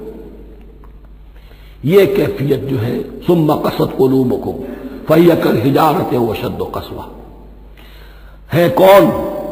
یا بنی اسرائیل اذکروا نعمتی التي انعمت علیکم وانی فضلتکم علی العالمین، جن پر 1400 برس ایسے گزرے کہ کوئی لمحہ ایسا نہ تھا کہ نبی موجود نہ ہو، جنہیں 3 کتابیں دی گئی. لیکن یہ کہ اپنی بدعملی، عقائد میں بھی مین بیخ کر کے اپنے آپ کو بچانے کے راستے نکال لینا، اعمال میں بھی ہیلوں کے ذریعے سے، کتاب الحیل کے ذریعے سے اپنے آپ کو ذمہ داریوں سے مبرہ کر لینا، اس کا نتیجہ پھر یہ نکلتا ہے. اللہ تعالیٰ مجھے اور آپ کو اس انجام بد سے بچائے. بارک اللہ لی و لکم فی القرآن العظیم ونفعنی وإیاکم بالآیات والذکر الحکیم. الحمد للہ وکفی والصلاة والسلام علی عبادہ الذین اصطفی، خصوصاً علی افضلہم وخاتم النبیین محمد الامین وعلی آلہ وصحبہ اجمعین. اما بعد فاعوذ باللہ من الشیطان الرجیم، بسم اللہ الرحمن الرحیم.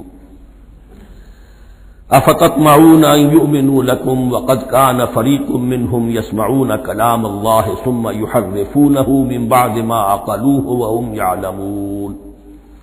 صدق الله العظيم.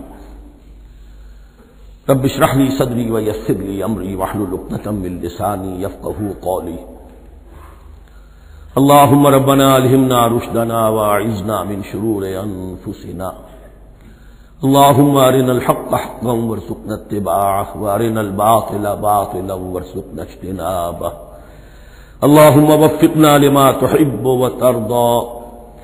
اللهم ربنا آنس وحشتنا في قبورنا وارحمنا بالقرآن العظيم. اللهم اجعله لنا إماما ونورا وهدى ورحمة. اللهم ذكرنا منه ما نسينا وعلمنا منه ما جهلنا وارزقنا تلاوته آناء الليل وآناء النهار واجعله لنا حجة یا رب العالمین آمین۔ اب تک ہم نے سورہ بقرہ کے 8 رکوع اور اس پر مستضاد صرف 3 آیات کا مطالعہ کیا ہے۔ آج میں چاہتا ہوں کہ ہماری رفتار قدرے تیز ہو، تو یہ جو سلسلہ مضمون چل رہا ہے خطاب بے امت سابقہ امت مسلمہ بنی اسرائیل، ان کے ساتھ خطاب کا سلسلہ سورہ بقرہ میں 5ویں رکوع سے شروع ہوا اور 15ویں رکوع کے آغاز تک چلے گا۔ یہ 10 رکوع ہے۔ عرض کر چکا ہوں بار بار، اور اس کو میں چاہتا ہوں آپ اچھی طرح ذہن نشین کر لیں کہ اس میں سے پہلا رکوع جو ہے وہ دعوت کا ہے، وہ بہت فیصلہ کن ہے۔ یہی وجہ ہے کہ دیکھیے اس رکوع کا آغاز ہوا یا بنی اسرائیل اذکروا نعمتی التی انعمت علیکم واوفوا بعہدی اوف بعہدکم وایای فارہبون، اور خود بخود ظاہر ہو رہا ہے اسلوب کلام سے کہ اگلے رکوع سے بات کا رنگ بدل گیا ہے۔ یا بنی اسرائیل اذکروا نعمتی التی انعمت علیکم وانی فضلتکم علی العالمین واتقوا یوما لا تجزی نفس عن نفس شیئا ولا يقبل منها شفاعت ولا يؤخذ منها عدل ولا هم ينصرون۔ یہ تہدید کا انداز ہے، دھمکی کا انداز ہے۔ تو میں نے عرض کیا تھا کہ 5واں رکوع اس خطاب میں بمنزلہ فاتحہ ہے، بہت اہم ہے، اور بقیہ جو 9 رکوع ہیں ان میں بریکٹ کا انداز ہے کہ 2 آیتوں سے بریکٹ شروع ہوتی ہے، انہی 2 آیتوں پر بریکٹ ختم ہوگی۔ یہ ملامت کا خطاب ہے اور ان کے خلاف ایک مفصل فرد قرارداد جرم جو ہے وائد کی گئی ہے، جس کے نتیجے میں وہ اس منصب سے معزول کر دیے گئے جس پر 2000 برس سے فائز تھے، اور ان کی جگہ پر اب امت محمد، نئی امت مسلمہ علی صاحب الصلاۃ والسلام، اب اس کا نصب، اس کی انسٹالیشن اور اس کی انسٹالیشن سیریمنی کے طور پر تحویل قبلہ کا معاملہ۔ یہ ربط کلام اگر سامنے نہ رہے تو انسان کھو جاتا ہے قرآن مجید کی طویل صورتوں کو پڑھتے ہوئے کہ بات کہاں سے چلی تھی، کدھر جا رہی ہے، کیا ربط ہے، کیا تعلق ہے، سیاق کلام کیا ہے۔ اس کو میں اس لیے بار بار، حالانکہ مجھے معلوم ہے کہ وقت کم ہے لیکن میں اس چیز کو زیادہ اہمیت دے رہا ہوں۔ اب ان 9 رکوعوں کے مضامین میں کچھ تو واقعات ہیں، تم نے یہ کیا، تم نے یہ کیا، تم نے یہ کیا، ظاہر بات ہے ترجمہ تو کرنا ہوگا، کچھ مختصر وضاحت بھی کرنی ہوگی، لیکن ان کے تفصیل میں جانے کی ضرورت نہیں ہے۔ لیکن آپ نے دیکھا کہ کچھ واقعات کے بعد پھر کچھ ایسے یونیورسل ٹروتھس بیان ہوئے ہیں، ایسے عظیم حقائق کہ جو ابدی حقائق ہیں، ان کا کسی وقت سے، کسی قوم سے، کسی خاص گروہ سے تعلق نہیں، وہ تو اصول ہیں، سنت اللہ ہم انہیں کہہ سکتے ہیں، یہ اللہ کے جو عام قوانین ہیں، قواعد ہیں اس کائنات میں۔ ایک تو قوانین ہے طبعیہ، فزیکل لاز، ایک مورل لاز ہے کہ جو اس دنیا میں اللہ تعالیٰ کی طرف سے کار فرما ہے۔ تو جہاں وہ مورل لاز آتے ہیں جنہیں آپ کہا کرتے تھے جب بچپن میں کہانی پڑھی اور کہانی کے بعد لکھا اس کا مورل لیسن کیا ہے، اس کہانی سے سبق کیا حاصل ہوا، تو تھوڑے تھوڑے وقفے کے بعد وہ آیات آتی ہیں کہ جو اس گویا کہ اس سلسلہ کلام کے اندر یہ انتہائی اہمیت کی حامل ہے، اس لیے کہ وہ یونیورسل اہمیت کی حامل ہے، اور ان میں در حقیقت ایک رہنمائی پوشیدہ ہے موجودہ امت مسلمہ کے لیے۔ مثلا جتنا حصہ ہم اب تک پڑھ چکے ہیں ان میں سے پہلے تو وہ آیت یاد کیجئے وَضُرِبَتْ عَلَيْهِمُ الذِّلَّةُ وَالْمَسْكَنَةُ وَبَاءُوا بِغَضَبٍ مِّنَ اللَّهِ۔ معلوم ہوا کہ ایسا ہو سکتا ہے کہ ایک امت مسلمان ہو، اس پر اللہ کے بڑے فضل ہوئے ہوں، بڑا اکرام ہوا ہو، بہت انعام ہوا ہو، پھر وہ اپنی بے عملی یا بد عملی کے باعث اللہ تعالیٰ کے غضب کی مستحق ہو جائے اور ذلت اور مسکنت اس پر تھوپ دی جائے۔ یہ ایک یونیورسل ٹروتھ وہاں سے نکل آیا کہ ہمیں سوچنا ہوگا، یہ ایک لمحہ فکریہ ہے امت مسلمہ کیا کہ کیا ہم تو کہیں آج اس پوزیشن میں نہیں ہیں۔ حدیث میں آپ کو سنا چکا ہوں لَيَأْتِيَنَّ عَلَىٰ أُمَّتِي مَا أَتَىٰ عَلَىٰ بَنِي إِسْرَائِيلَ حَسْبَ النَّعْلِ بِالنَّعْلِ۔ دوسرا اسی طرح کا یونیورسل ٹروتھ والا مقام تھا آخری جو ہم نے کل پڑھا ہے، ثُمَّ قَسَتْ قُلُوبُكُمْ وَهِيَ كَالْحِجَارَةِ أَوْ أَشَدُّ قَسْوَةً۔ کسی مسلمان امت کا یہ حال بھی ہو سکتا ہے کہ ان کے دل اتنے سخت ہو جائیں کہ سختی میں پتھروں کو اور چٹانوں کو مار دے گا۔ یہ بھی ایک کیفیت ہے جو سامنے آئی، حالانکہ قوم وہ ہے انی فضلتکم علی العالمین، از کجا تاب کجا، لیکن یہ حقیقت بھی ہمارے سامنے آئی کہ یہ چیزیں جو ہیں اپنی جگہ پر امکانات میں سے ہیں۔ البتہ یہاں ایک بات میں عرض کر دوں کہ اس قساوت قلبی میں پوری امت برابر مسلط جو ہے مبتلا نہیں ہوا کرتی، اس میں امت کے جو قائدین ہوتے ہیں اور امت مسلمہ کے قائدین اس کے علماء ہوتے ہیں، سب سے زیادہ شدت کے ساتھ یہ خرابی ان میں آتی ہے، اس لیے کہ باقی لوگ تو پیروکار ہیں، پیچھے چلتے ہیں، وہ اعتماد کرتے ہیں کہ یہ ہے اللہ کی کتاب کے پڑھنے والے، یہ ہے تورات کے حامل، یہ جانتے ہیں، وہ ان کے پیچھے پیچھے چل رہے ہوتے ہیں۔ لیکن جو لوگ جان بوجھ کر اللہ کی کتاب میں تحریف کر رہے ہوں، انہیں تو پتہ ہے ہم کیا کر رہے ہیں۔ جو لوگ جان بوجھ کر حق کو پہچان کر اس کا انکار کر رہے ہیں، انہیں تو پتہ ہے کہ ہم کیا کر رہے ہیں۔ در حقیقت یہ سزا ان پر آتی ہے۔ یہ بات اب ان آیات میں جو آج ہم پڑھنے چلے ہیں بہت زیادہ واضح ہو جائے گی انشاءاللہ۔ فرمایا افتطمعون ان یؤمنوا لکم، تو اے مسلمانوں کیا تم یہ توقع رکھتے ہو کہ یہ ایمان لے آئیں گے تم پر، تمہاری بات مان لیں گے؟ ظاہر بات ہے مسلمانوں کو توقع تھی کہ مشرکین مکہ تو بہت دور تھے دین سے، توحید سے دور، رسالت کا کوئی تصور ہی نہیں، کتاب تو ان کے پاس تھی ہی نہیں۔ یہ تو یہود ہیں اور ان کے پاس تو کتاب رہی ہے، یہ موسیٰ کے ماننے والے ہیں، یہ توحید کے علم بردار ہیں، یہ آخرت کا بھی اقرار کرتے ہیں، تو انہوں جھٹپٹ مان لینا چاہیے۔ تو جو مسلمانوں کے دل میں، عام مسلمانوں کے دل میں جو حسن ظن تھا، اب در حقیقت یہ اس کو ایڈریس کیا جا رہا ہے۔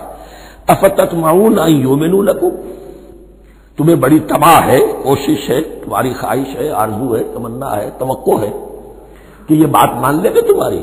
وَقَدْ كَانَ فَرِيقٌ مِّنْهُمْ يَسْمَعُونَ كَلَامَ اللَّهِ ثُمَّ يُحَرِّفُونَهُ مِن بَعْدِ مَا عَقَلُوهُ وَهُمْ يَعْلَمُونَ، جبکہ حال یہ ہے کہ ان میں سے ایک جماعت، ایک گروہ وہ بھی ہے کہ جو اللہ کے کلام کو سن کر پھر اس میں تحریف کرتا رہا ہے، اس کے بعد کہ اس کو سمجھ لیتا تھا اور اچھے جان بوجھ کر تحریف کرتا تھا۔ اب ظاہر بات وہ گروہ کون ہوں گے؟ علماء ہی تو ہیں نا، عام آدمی تو تحریف نہیں کر سکتا تھا، تحریف کرنے والے تو علماء تھے۔ افتؤمنون ان یؤمنوا لکم وقد کان فریق منهم یسمعون کلام اللہ ثم یحرفونہ من بعد ما عقلوہ وهم یعلمون واذا لقوا الذین آمنوا قالوا آمنا۔ اب دیکھیے ایک بات بڑی عجیب سامنے آئے گی کہ جس طرح منافقین مسلمانوں میں تھے ایسے ہی منافقین یہود میں بھی تھے۔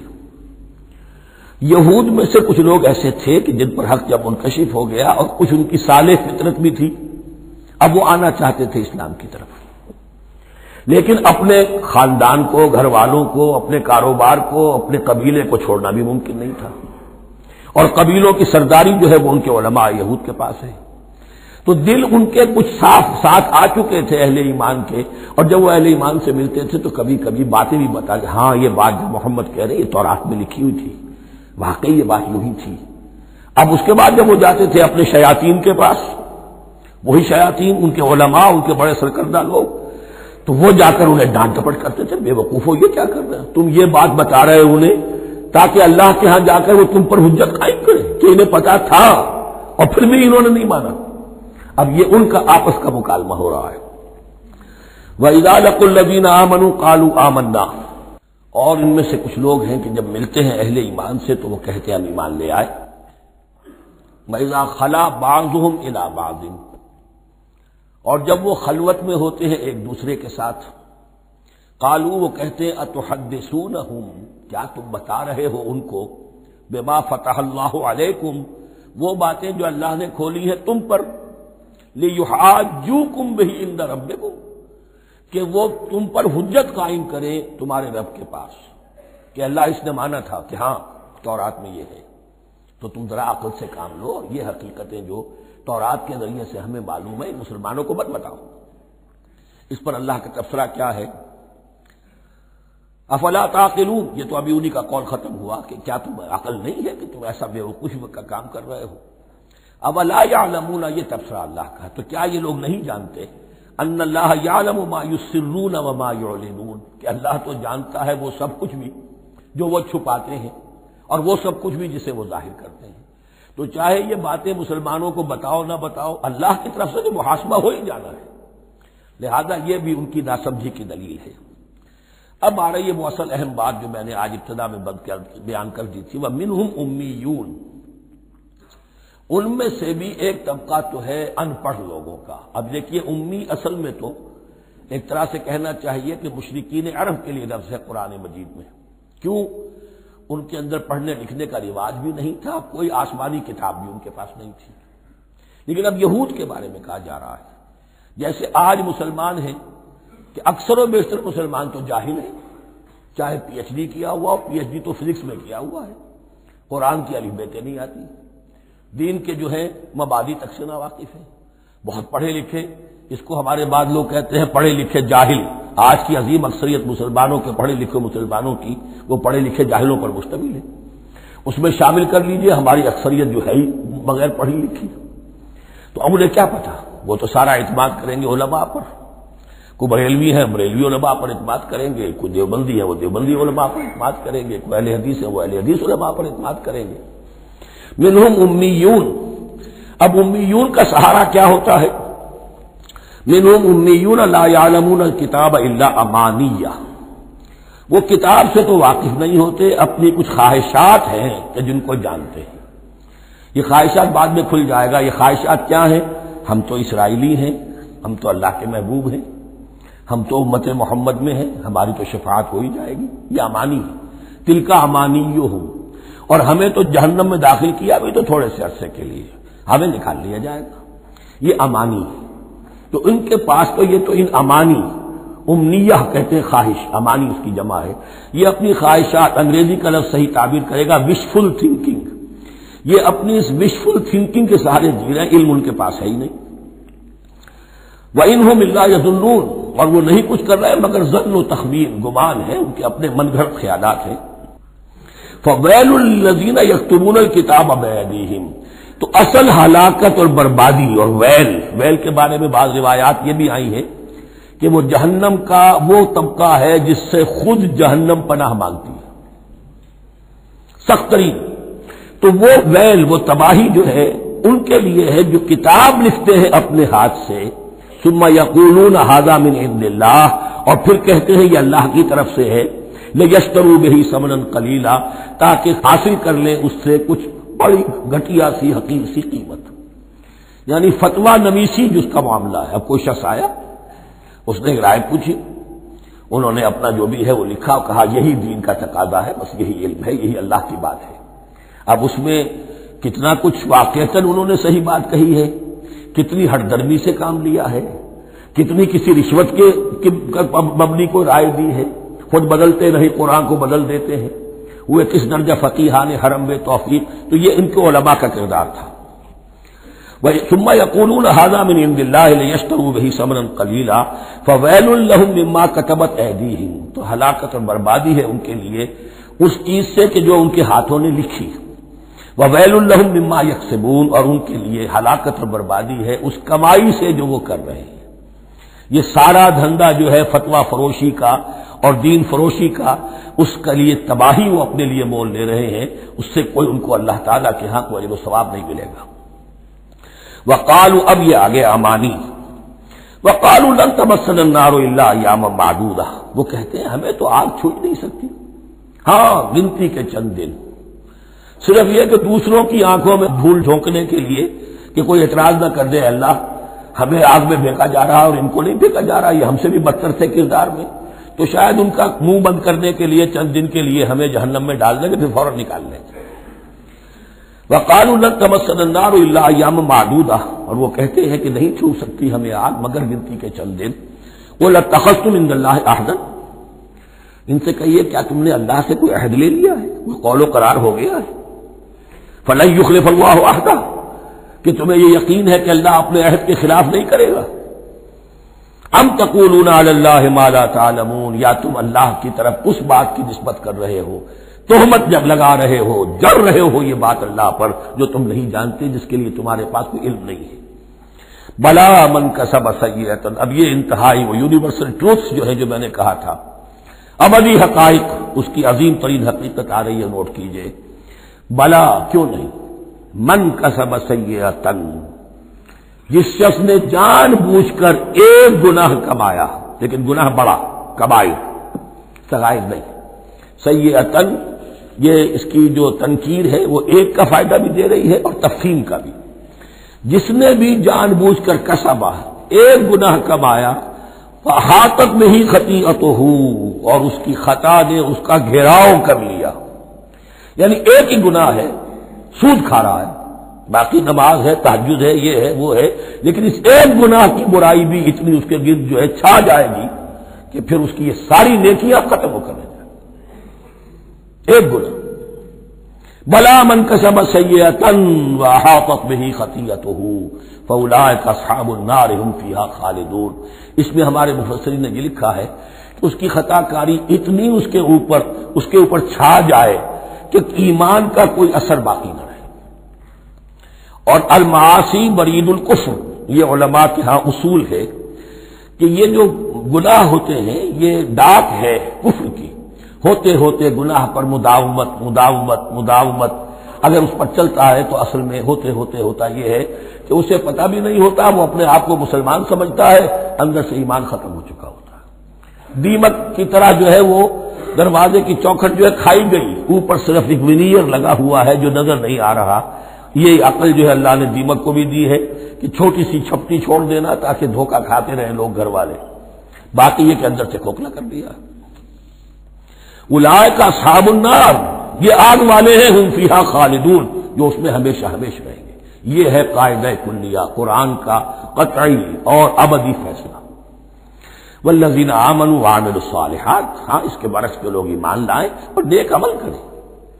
اب نیک عمل میں ہر شخص نے اپنا اپنا نظریہ بنا رکھا ہے. مراد نیک عمل قرآن مجید کا کیا ہے؟ دین کے سارے تقاضوں کو ادا کرنا، وہ نیک عمل ہوگا. آپ نے ایک نیکی لے لی، یتیم خانہ کھول دیا، بڑی فاؤنڈیشن بنا دی، بیواؤں کا انتظام ہو رہا ہے، لیکن کاروبار میں سودی لین دین ہے، جھوٹ ہے، فریب ہے، دھوکہ ہے، سب چل رہا ہے. تو یہ نہیں ہے. دین کے تقاضے یہ بھی ہے کہ دین کو قائم کرنے کی جد و جہد میں لگو، اس کی شرائط پوری کرو. تو فرمایا والذین آمنوا وعملوا الصالحات اولئک اصحاب الجنہ هم فیہا خالدون، وہ ہے جنت والے اور وہ اس میں ہمیشہ ہمیشہ رہیں گے. وَإِذْ أَخَذْنَا مِيثَاقَ بَنِي إِسْرَائِيلَ لَا تَعْبُدُونَ إِلَّا اللَّهَ، اور یاد کرو جب کہ ہم نے بنی اسرائیل سے عہد لیا تھا تم نہیں عبادت کرو گے کسی کی سوائے اللہ کے. وَبِالْوَالِدَيْنِ إِحْسَانًا، اور اس کے ساتھ دوسرا حکم، اور یہ اہم مقام ہے کہ اللہ کے حق کے فوراً بعد والدین کے حق کا ذکر قرآن مجید میں 4 مقامات پر آیا. ان میں سے ایک مقام یہ ہے وَبِالْوَالِدَيْنِ إِحْسَانًا، والدین کے ساتھ نیک سلوک کرو گے. وَذِي الْقُرْبَى، اور قرابت داروں کے ساتھ بھی، وَالْيَتَامَى، اور یتیموں کے ساتھ بھی، وَالْمَسَاكِينَ، اور محتاجوں کے لیے بھی، وَقُولُوا لِلنَّاسِ حُسْنًا، اور لوگوں سے اچھی بات کہو، اچھی بات کہو، صحیح بات کہو، امر بالمعروف کرتے رہو، نیکی کی دعوت دیتے رہو. وَأَقِيمُوا الصَّلَاةَ وَآتُوا الزَّكَاةَ، اور نماز قائم کرو، قبائل قائم رکھو اور زکوٰۃ ادا کرو گے. یہ گویا کہ معاہدہ ہو رہا ہے. ثُمَّ تَوَلَّيْتُمْ، پھر دیکھو تم نے اس سے پیٹھ موڑ لی. الا قلیلا منکم، سوائے تم میں سے تھوڑے سے لوگوں کے. وانتم معرضون، اور تم ہو ہی پھر جانے والے. تمہاری یہ عادت گویا کہ طبیعت ثانیہ ہے. اب ایک خاص مثال آ رہی ہے، اس کے بعد پھر ایک بہت بڑا یونیورسل ٹروتھ آئے گا. مثال کیا ہے؟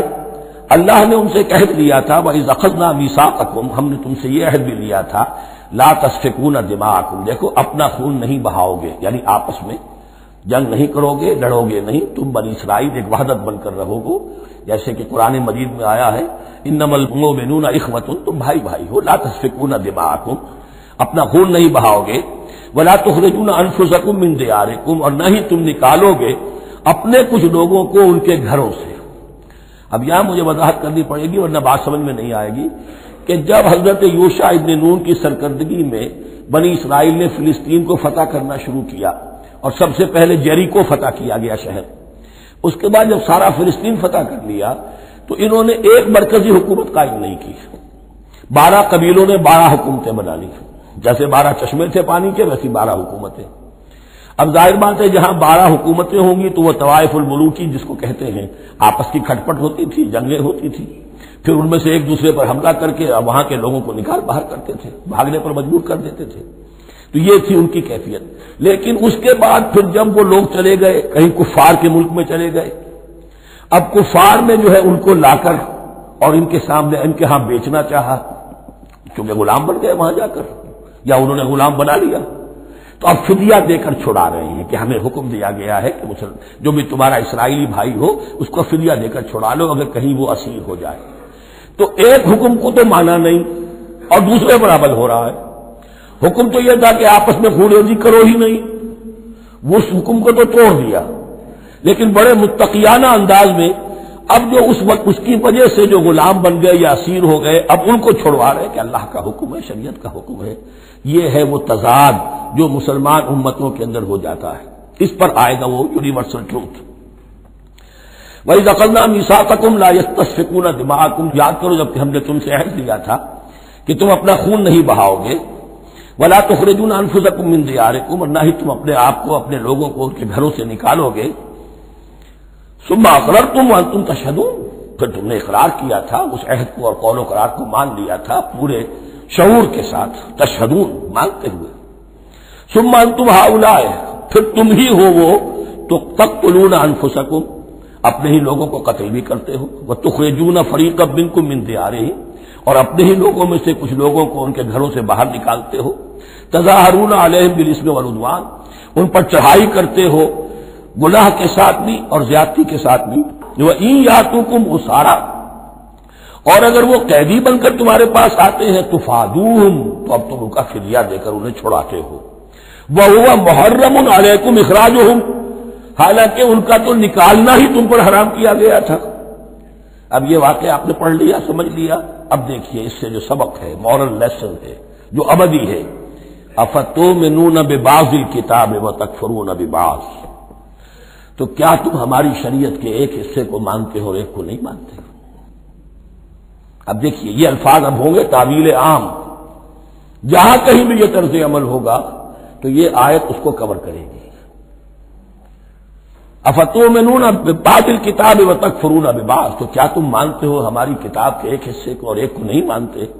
فما جزاء من یفعل ذلک منکم، تو نہیں ہے کوئی سزا اس کی جو یہ حرکت کرے تم میں سے، الا خزی فی الحیات الدنیا، سوائے اس کے کہ دنیا کی زندگی میں رسوائی ہو، ذلت ہو، ویوم القیامہ، اور قیامت کے دن یردون الی اشد العذاب، وہ لوٹا دیے جائیں شدید ترین عذاب میں، وما اللہ بغافل عما تعملون، اور اللہ تعالی غافل نہیں ہے اس سے جو تم کر رہے ہو۔ آج امت مسلمہ پر 100% یہ آیت منطبق ہو رہی ہے، پورے دین پر چلنے کو تیار نہیں، ہر گروہ نے کوئی ایک شے حلال کر لی اپنے لیے، ملازم پیشہ طبقہ ہے، رشوت حلال ہے، کیا کرے اس کے بغیر گزارا نہیں ہوتا، کاروباری طبقہ ہے، سود کیا کرے اس کے بغیر تو یہ کاروبار چلتا نہیں، ہر ایک کے لیے، ہر ایک نے، یہ جو طوائف ہے ان سے جا کے پوچھیے وہ بھی کہتے کیا کریں ہم، ہمارا یہ دھندا ہے، ہم بھی محنت کرتی ہیں، مشقت کرتی ہیں۔ ابھی ٹی وی پر میں نے دیکھا بنگال کی پروسٹیٹیوٹس مسلمان جو ہیں ان کے کچھ انٹرویوز لیے گئے کہ ہم پر کیوں پابندی عائد کرنے کی کوشش کی جا رہی ہے، یہ بھی ایک محنت ہے جو ہم کرتی ہیں، اور یہ کہ ان میں سے آپ کو یہ بھی معلوم ہے کہ ان میں سے بعض ایسی ہوتی ہیں وہ جب محرم کے دن آئیں گے کالے کپڑے پہنے گی، جلوسوں کے ساتھ ہوں گی، اور یہ مزاروں کے اوپر اکثر و بیشتر وہی ہوتی ہیں، دمال کھیلتی ہیں، جو کچھ کرتی ہیں وہ نیکی ان کے ہاں بھی ہے۔ تو نیکی اور بدی کا ایک امتزاج ہے، کل دین جب تک وہ نہ ہو تو اس کی سزا یہ ہے خزی فی الحیات الدنیا، وہ ہمارے اوپر ہے، ضربت علیہم الذلۃ والمسکنہ، وہ خز اور وہ ذلت اور مسکنہ تھوپ دی گئی ہے۔ باقی رہ گیا قیامت کا معاملہ، ویوم القیامت یردون الی اشد العذاب، شدید ترین عذاب میں، تو اپنے طرز عمل سے تو ہم اس کے مستحق ہو گئے ہیں، باقی اللہ تعالیٰ کی رحمت جو ہے دستگیری فرما لے اس کا اختیار ہے۔ لیکن دھمکی کا پھر انداز دیکھیے، وما اللہ بغافل عما تعملون، اللہ غافل نہیں ہے اس سے جو تم کر رہے ہو۔ ہر سال عمرہ فرما کے آ رہے ہیں، کس رقم سے فرما کر آ رہے ہیں یہ اللہ کو معلوم ہے، یہ حلال سے کمائی تھی یا حرام سے؟ رمضان مبارک میں حرم میں پہلی صف میں جگہ ریزرو کرائی ہوئی ہے سیٹ صاحب نے، اور وہاں کے شرطوں کو بھی رشوتیں دیتے ہیں، اور وہ سمجھتے ہیں کہ ہم تو سارا نہا دھو کر آ گئے، سال بھر جو بھی حرام کمائی کی تھی سب پاک ہو گئی۔ اللہ نا واقف نہیں ہے، اللہ تمہاری داڑھیوں سے دھوکہ نہیں کھائے گا، اللہ تمہارے اماموں سے اور ابا اور قبا سے دھوکہ نہیں کھائے گا۔ He knows you through and through، He sees you through and through. وَمَا اللَّهُ بِغَافِلٍ عَمَّا تَعْمَلُونَ أُولَٰئِكَ الَّذِينَ اشْتَرَوُا الْحَيَاةَ الدُّنْيَا بِالْآخِرَةِ، یہ وہ لوگ ہیں جنہوں نے دنیا کی زندگی اختیار کر لی ہے آخرت کو چھوڑ کر. فَلَا يُخَفَّفُ عَنْهُمُ الْعَذَابُ وَلَا هُمْ يُنصَرُونَ، تو اب ان کے لیے نہ تو ان سے عذاب میں تخفیف کی جائے گی اور نہ ان کی کوئی مدد کی جائے گی. وَلَقَدْ آتَيْنَا مُوسَى الْكِتَابَ وَقَفَّيْنَا مِن بَعْدِهِ بِالرُّسُلِ، اور ہم نے موسیٰ کو کتاب دی تورات، اور قفینا من بعدہ بالرسل، اور پھر اس کے بعد پے بپے لگاتار ہم رسول بھیجتے رہے. ایک بات نوٹ کر لیجیے گا، لفظ رسول اور لفظ نبی میں کچھ فرق ہے، اس وقت تفصیل میں جانے کا موقع نہیں ہے، لیکن یہ تین جوڑے الفاظ کے ایسے ہیں قرآن مجید کی اصطلاحات کے کہ وہ تینوں مترادف کے طور پر بھی استعمال ہو جاتے ہیں اور علیحدہ علیحدہ اپنا مفہوم بھی رکھتے ہیں. اور اس کا ایک اصول یہ علماء نے بنایا ہے کہ اذا اجتمع تفرقا وَإِذَا تَفَرَّقَا اجتمعا. ایک ہے ایمان اور اسلام. اب یہ بھی مسلم مومن ایک ہی شے ہے، لیکن یہ کہ ایک شے تو نہیں ہے، کچھ فرق بھی ہے. کہیں جہاں ان دونوں الفاظ کو لایا جائے گا بالمقابل تو فرق نظر آ جائے گا، لیکن عام طور پر مسلم کی جگہ مومن، مومن کی جگہ مسلم استعمال ہو جائے گا. call the rose by any name it will smell as sweet. اس طرح جہاد اور قتال کا معاملہ ہے، دو الفاظ ہیں، مختلف ہیں، مفہوم جدا بھی ہے لیکن ایک دوسرے کی جگہ آ بھی جائیں گے. تیسرے نبی اور رسول فرق ہے. ہر نبی رسول نہیں ہوتا، ہر رسول نبی ہے. یعنی نبی عام ہے، رسول خاص ہے. نبی کو جب کسی خاص قوم کی طرف معین طور پر بھیج دیا جاتا ہے تب وہ رسول ہو جاتا ہے. اس سے پہلے اس کی حیثیت ایک ولی اللہ کی ہے، بہت اعلیٰ درجے کا اللہ کا دوست اور ولی جس پر وحی آ رہی ہے. عام ولی اللہ میں اور نبی میں فرق یہ ہے، ان پر وحی آتی ہے، ان پر وحی نہیں آتی. لیکن اس نبی کو اگر اب آپ بھیج دیں گے کہ جاؤ اذهب الى فرعون، اب وہ رسول ہو گئے. جاؤ اب مدین کی طرف، الى مدین اخاهم شعیبا، اب رسول ہو گئے. تو یہ فرق ہے نبی اور رسول کا. جیسے آپ کے ہاں CSP کاڈر ہے، اب وہ DC بھی لگ سکتا ہے، کہیں وہ جوائنٹ سیکرٹری لگا ہوا ہے، کہیں ناپسندیدہ آدمی ہے تو OSD لگایا ہوا ہے کہیں، لیکن اس کا کاڈر برقرار رہے گا. CSP تو ہے. اسی اعتبار سے ہر نبی ہر حال میں نبی ہے، لیکن اس کو اضافی کیفیت ملتی ہے رسول کی. اور ایک بات یہ نوٹ کر لیجئے، نبیوں کو قتل بھی کیا گیا ہے، رسول قتل نہیں ہو سکتے. اللہ کا فیصلہ یہ ہے کہ لَأَغْلِبَنَّ أَنَا وَرُسُلِي، میں اور میرے رسول تو غالب آ کر رہیں گے. جب بھی کسی قوم نے کسی رسول کی جان لینے کی کوشش کی ہے اس قوم کو برباد کر دیا گیا اور رسول اور اس کے ساتھیوں کو بچا لیا گیا. یہ معاملہ ہوا ہے اللہ کا تمام رسولوں کے ساتھ، نبیوں کے ساتھ نہیں. حضرت یحییٰ نبی تھے، قتل کر دیے گئے. حضرت عیسیٰ رسول تھے، قتل نہیں کیے جا سکتے تھے، ان کو زندہ آسمان پر اٹھا لیا گیا. اب وہی دوبارہ آئیں گے. تو رسول جو ہے وہ قتل نہیں ہوتا. اور اسی اعتبار سے حضور کی بڑی گہری تمنا تھی، لَوَدِدتُّ أَنْ أُقْتَلَ فِي سَبِيلِ اللَّهِ ثُمَّ أُحْيَا ثُمَّ أُقْتَلَ ثُمَّ أُحْيَا. میری بڑی خواہش ہے میں اللہ کی راہ میں قتل ہو جاؤں، پھر زندہ کیا جاؤں، پھر قتل کیا جاؤں، پھر اللہ کی راہ میں پھر زندہ کیا جاؤں، پھر قتل کیا جاؤں. لیکن اللہ نے یہ خواہش آپ کی پوری نہیں کی، اس لیے کہ آپ اللہ کے رسول تھے. اب یہاں نوٹ کیجئے گا، یہاں لفظ رسول تو آ گیا ہے لیکن یہ نبی کے معنی میں ہے. قفینا من بعدہ بالرسل، اس لیے کہ رسول حضرت موسیٰ کے بعد حضرت عیسیٰ ہی ہے. درمیان میں پروفٹس ہیں، prophets of the old testament, یہ انبیاء ہیں، لیکن ان کے لیے لفظ رسول آ گیا ہے. وَآتَيْنَا عِيسَى ابْنَ مَرْيَمَ الْبَيِّنَاتِ وَأَيَّدْنَاهُ بِرُوحِ الْقُدُسِ، اور ہم نے عیسیٰ کو بڑی واضح نشانیاں دی. حصی معجزات جتنے حضرت مسیح کو دیے گئے ہیں ویسے اور کسی نبی کو نہیں دیے گئے. یہ بعد میں تذکرہ آ جائے گا سورہ آل عمران میں. اور ہم نے مدد کی ان کی روح القدس کے ساتھ. حضرت جبرائیل کی خاص تائید انہیں حاصل تھی. ظاہر بات ہے، میں نے عرض کیا ہے کہ جو معجزہ ہوتا ہے وہ کسی نبی کی اپنی طاقت سے اس کا ظہور نہیں ہوتا، رسول کے کسی طاقت سے، یا کرامت کسی ولی اللہ کے اپنے اختیار میں نہیں ہوتی، یہ اللہ کی طرف سے. اور اس کے لیے ظہور جو ہوتا ہے وہ فرشتوں کے ذریعے سے. ایدناہ بروح القدس.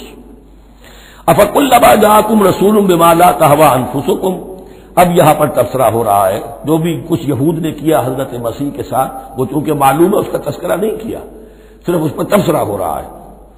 تو جب بھی کبھی تمہارے پاس کوئی رسول آیا، بما لا تہوی انفسکم، وہ چیز لے کر جو تمہارے جیوں کو، تمہارے من کو بھائی نہیں، اچھی نہیں لگی۔ استکبرتم، تم نے استکبار کیا، وہی استکبار جو عزازیل نے کیا تھا اور ابلیس بن گیا۔ ابا واستکبر، استکبرتم ففریقا کذبتم وفریقا تقتلون، تو کچھ کو تو تم نے صرف ان کی تردید ہی کی اور کچھ کو تم نے قتل بھی کیا۔ تقتلون، تو یہ انبیاء کے قتل ہو سکتا ہے۔ اور نمبر 2 ایک رائے یہ دی گئی ہے، تقتلون جو ہے قتل تم نہیں آیا ہے، یہ فعل مضارع ہے، اور فعل مضارع کے اندر ایک فعل جاری رہتا ہے، ختم نہیں ہوتا، گویا کہ تم قتل کرنے کی کوشش کرتے رہے۔ بعض لوگوں کی تو جان کے در پہ ہو گئے۔ وقالوا قلوبنا غلف، اور انہوں نے کہا ہے کہ ہمارے دل تو غلافوں کے اندر بند ہیں۔ یہ اس کو ملائیے پہلی آیت جو آج ہم نے پڑھی ہے، افتطمعون ان یؤمنوا لکم، تو اے مسلمانوں کیا تم یہ توقع رکھتے ہو اور چاہتے ہو کہ یہ تمہاری بات مان لیں گے؟ ان کی اس خواہش کے جواب میں جو وہ کہتے تھے وہ یہ قول ہے، وقالوا قلوبنا غلف، ہمارے دل خلافوں میں ہے، میاں تمہاری بات ہم پر اثر نہیں کر سکتی، جاؤ کسی اور سے بات کرو۔ آج بھی آپ کو یہ الفاظ سننے کو مل جائیں گے، قلوبنا غلف، ہمارے دل تو غلافوں میں ہے، بڑے مضبوط ہیں، مستحکم ہیں، تمہاری بات اس میں گھر کر ہی نہیں سکتی۔ بل لعنہم اللہ بکفرہم، یہ ہے تبصرہ، جس کو یہ کہہ رہے ہیں کہ ہمارے دل محفوظ ہیں اور غلافوں میں ہیں، حقیقت میں تو ان پر لعنت ہو چکی ہے اللہ کی طرف سے ان کے کفر کی وجہ سے۔ فقلیلا ما یؤمنون، تو واقعتاً اب کم ہی ہوں گے ان میں سے جو ایمان لائیں گے۔ ولما جاءہم کتاب من اللہ مصدق لما معہم، اب یہاں پر ذکر ہو رہا ہے خود حضور صلی اللہ علیہ وسلم کا، اور جب آ گئی ان کے پاس کتاب اللہ کے پاس سے، یعنی یہ قرآن، مصدق لما معہم، جو اس کی تصدیق کرتے ہوئے آیا جو ان کے پاس ہے۔ میں اس کی وضاحت کر چکا ہوں، قرآن ایک طرف تصدیق کرتا ہے تورات اور انجیل کی، اور دوسری طرف وہ مصداق بن کر آیا ہے تورات اور انجیل کی پیشن گوئیوں کا۔ وَكَانُوا مِن قَبْلُ يَسْتَفْتِحُونَ عَلَى الَّذِينَ كَفَرُوا، اور ان کا حال یہ تھا کہ وہ آخری کتاب اور آخری نبی کے حوالے اور واسطے سے اللہ تعالیٰ سے فتح کی دعائیں کیا کرتے تھے کافروں کے خلاف۔ ہوتا کیا تھا کہ یہ 3 قبیلے مدینے میں آ گئے کہ جو یہودی تھے، بنو قینقاع، بنو نذیر اور بنو قریظہ، اسی میں وہاں رہتے تھے اوس اور خزرج جو یمن سے آئے تھے، اصل عربی قبائل تھے، پھر آس پاس کے قبائل بھی تھے، وہ سب کے سب امیین میں سے تھے، ان کے پاس نہ کوئی کتاب، نہ کوئی شریعت، نہ کسی نبوت سے آگاہ۔ اب ان کے آپس میں جب لڑائیاں ہوتی تھی اور یہ مار کھاتے تھے، سرمایہ دار تھے، دولت والے تھے، عام طور پر بزدل تھے، لہذا جب بھی کبھی مقابلہ ہوتا تھا مار کھاتے تھے۔ تو وہاں یہ کہا کرتے تھے کہ ابھی تو تم ہمیں مار لیتے ہو، دبا لیتے ہو، نبی آخری زمان کی آنے کا وقت آ چکا ہے، وہ نئی کتاب لے کر آئیں گے، جب وہ آئیں گے ہم ان کے ساتھ ہو کر جب تم سے جنگ کریں گے تو تم ہمیں شکست نہیں دے سکو گے، ہمیں فتح حاصل ہوگی۔ اور دعا کیا کرتے تھے اللہ اس نبی آخر زمان کا ظہور جلد ہو تاکہ اس کے واسطے سے اور اس کے ذریعے سے اس کے صدقے ہمیں فتح مل سکے۔ یہ دعائیں تھیں، کیونکہ خزرج اور اوس کے لوگوں نے ان کی یہ دعائیں سنی ہوئی تھیں۔ یہی وجہ ہے کہ حج میں سن 11 نبوی کے حج میں یا سن 10 نبوی کے حج میں جب وہاں پر 6 آدمیوں سے حضور نے بات کی جو خزرج کے تھے، سب کے سب انہوں نے کلنکھیوں سے ایک دوسرے کو دیکھا، معلوم ہوتا ہے یہ وہی نبی ہے جن کا ذکر یہ یہودی کرتے ہیں، تو اس سے پہلے کہ وہ ایمان لائے تم ایمان لے آؤ۔ گویا کہ وہ علم بالواسطہ طور پر جو انہیں پہنچا تھا وہ ان کے لیے کتنا بڑا سرمایہ بن گیا، ان کی نجات کا ذریعہ بن گیا، اور وہ علم جو ان کے پاس تھا تعصب کی وجہ سے اور تکبر کی وجہ سے وہ اسی طرح رہ گئے۔ فَذَهَبَ اللَّهُ بِنُورِهِمْ وَتَرَكَهُمْ فِي ظُلُمَاتٍ لَا يُبْصِرُونَ صُمٌّ بُكْمٌ عُمْيٌ فَهُمْ لَا يَرْجِعُونَ۔ وَلَمَّا جَاءَهُمْ كِتَابٌ مِّنْ عِندِ اللَّهِ مُصَدِّقٌ لِّمَا مَعَهُمْ وَكَانُوا مِن قَبْلُ يَسْتَفْتِحُونَ عَلَى الَّذِينَ كَفَرُوا فَلَمَّا جَاءَهُم مَّا عَرَفُوا كَفَرُوا بِهِ، تو جب ان کے پاس آ گئے وہ چیز جسے انہوں نے پہچان لیا پھر انہوں نے کفر کیا۔ فَلَعْنَةُ اللَّهِ عَلَى الْكَافِرِينَ، تو اللہ کی لعنت ہے ایسے کافروں پر۔ بئس ما اشتروا به انفسهم ان يكفروا بما انزل الله بغيا ان ينزل الله من فضله على من يشاء من عباده، بہت بری شے ہے جس کے عوض کہ انہوں نے اپنی جانوں کو فروخت کر دیا۔ یعنی دنیا کا حقیر سا نفع، یہاں کی حقیر سی مسندیں، یہاں کا جو بھی چودراہٹیں ہیں، جو بھی ان کی حیثیت ہے، صرف اس کا قربانی دینے کو تیار نہیں. یہی تو سبب ہے، اس کی وجہ سے کفر کر رہے ہیں پہچان کر. تو بری ہے وہ شے جس کے لیے انہوں نے اپنے آپ کو بیچ دیا. ان یکفروا، کہ وہ کفر کر رہے ہیں اس وجہ سے، بما انزل اللہ بغیا، جو اللہ نے نازل فرمایا ہے. اور کفر کیوں کر رہے ہیں؟ اس زدہ میں ان ينزل اللہ من فضلہ علی من یشاء من عبادہ، کہ اللہ تعالیٰ نے نازل کر دیا ہے اپنے اس فضل میں سے اپنے بندوں میں سے جس پر چاہا. وہ اس امید میں تھے کہ وہ اسرائیلی ہی ہوگا. جب 1400 برس تک نبوت ہمارے پاس رہی، اب فترت کا زمانہ ہے، 600 برس گزر گئے، اب آخری نبی آنا ہے. ان کو گمان یہ تھا وہ ہم میں سے ہی ہوگا. یہاں یہ ہوا کہ یہ رحمت اللہ کی اور یہ فضل جو ہے بنی اسماعیل پر ہو گیا. اس کی وجہ سے زدہ بغین، اس بغین کے لفظ کو اچھی طرح نوٹ کر لیجئے. یہ اختلاف جو ہوتا ہے دین میں، اس کا اصل سبب یہ بغین کا لفظ آئے گا بار بار قرآن مجید میں. یہ بغین کیا ہے؟ جس سے عہد حاضر کے ایک خاص جو مکتب فکر ہے سائیکالوجی کا، ایڈلر کا، اس میں یہ قرار دیا گیا ہے کہ انسان کے جو موٹیوز ہیں، جو اس کا انسٹنکٹس ہیں، ان میں ایک بہت پاورفل موٹیو جو ہے to dominate, urge to dominate. میں اس کی بات کیوں مانوں، یہ کیوں نہ میری مانے، یہ ڈومینیشن. تو بغیا کے معنی بھی ہے حد سے بڑھنا، تجاوز کرنا. تو وہ اپنی حد سے بڑھ کر دوسروں کے اوپر روب گاجنے کے لیے کہ سارا انہوں نے کیا اس وجہ سے کہ بنی اسماعیل کے ایک شخص محمد صلی اللہ علیہ وسلم پر اللہ تعالیٰ نے یہ رحمت نازل فرما دی. فباؤوا بغضب علی غضب، تو وہ لوٹے غضب پر غضب لے کر، یعنی تہ بر تہ غضب ہے ان پر اللہ تعالیٰ کا. وللکافرین عذاب مہین، اور ایسے کافروں کے لیے اہانت آمیز، مہین اہانت سے بنا ہے، اہانت آمیز عذاب ہے. وَإِذَا قِيلَ لَهُمْ آمِنُوا بِمَا أَنزَلَ اللَّهُ، اور جب ان سے کہا جاتا ایمان لاؤ اس پر جو اللہ نے نازل فرمایا، قَالُوا نُؤْمِنُ بِمَا أُنزِلَ عَلَيْنَا، ہم ایمان رکھتے ہیں اس پر جو ہم پر نازل ہوا. وَيَكْفُرُونَ بِمَا وَرَاءَهُ، اور وہ کفر کر رہے ہیں جو اس کے پیچھے ہے. انہوں نے انجیل کا کفر کیا، حضرت مسیح کو نہیں مانا. انہوں نے محمد کا کفر کیا ہے صلی اللہ علیہ وسلم، اور قرآن کو نہیں مانا. وَهُوَ الْحَقُّ مُصَدِّقًا لِمَا مَعَهُمْ، اور وہ کفر کر رہے ہیں حالانکہ وہ حق ہے، سچ ہے، درست ہے، اور تصدیق کرتے ہوئے آیا ہے اس کی جو ان کے پاس ہے. قل، اے نبی ان سے کہیے، فَلِمَ تَقْتُلُونَ أَنبِيَاءَ اللَّهِ، یہاں وہ لفظ واضح ہو گیا. تو پھر کیوں تم قتل کرتے رہے ہو اللہ کے نبیوں کو، من قبل، اس سے پہلے. ایسے ہی حق پرست ہو، ایسے ہی جو کچھ تم پر نازل کیا گیا اس پر ایمان رکھنے والے ہو، تو تم نے نبیوں کو کیوں قتل کیا؟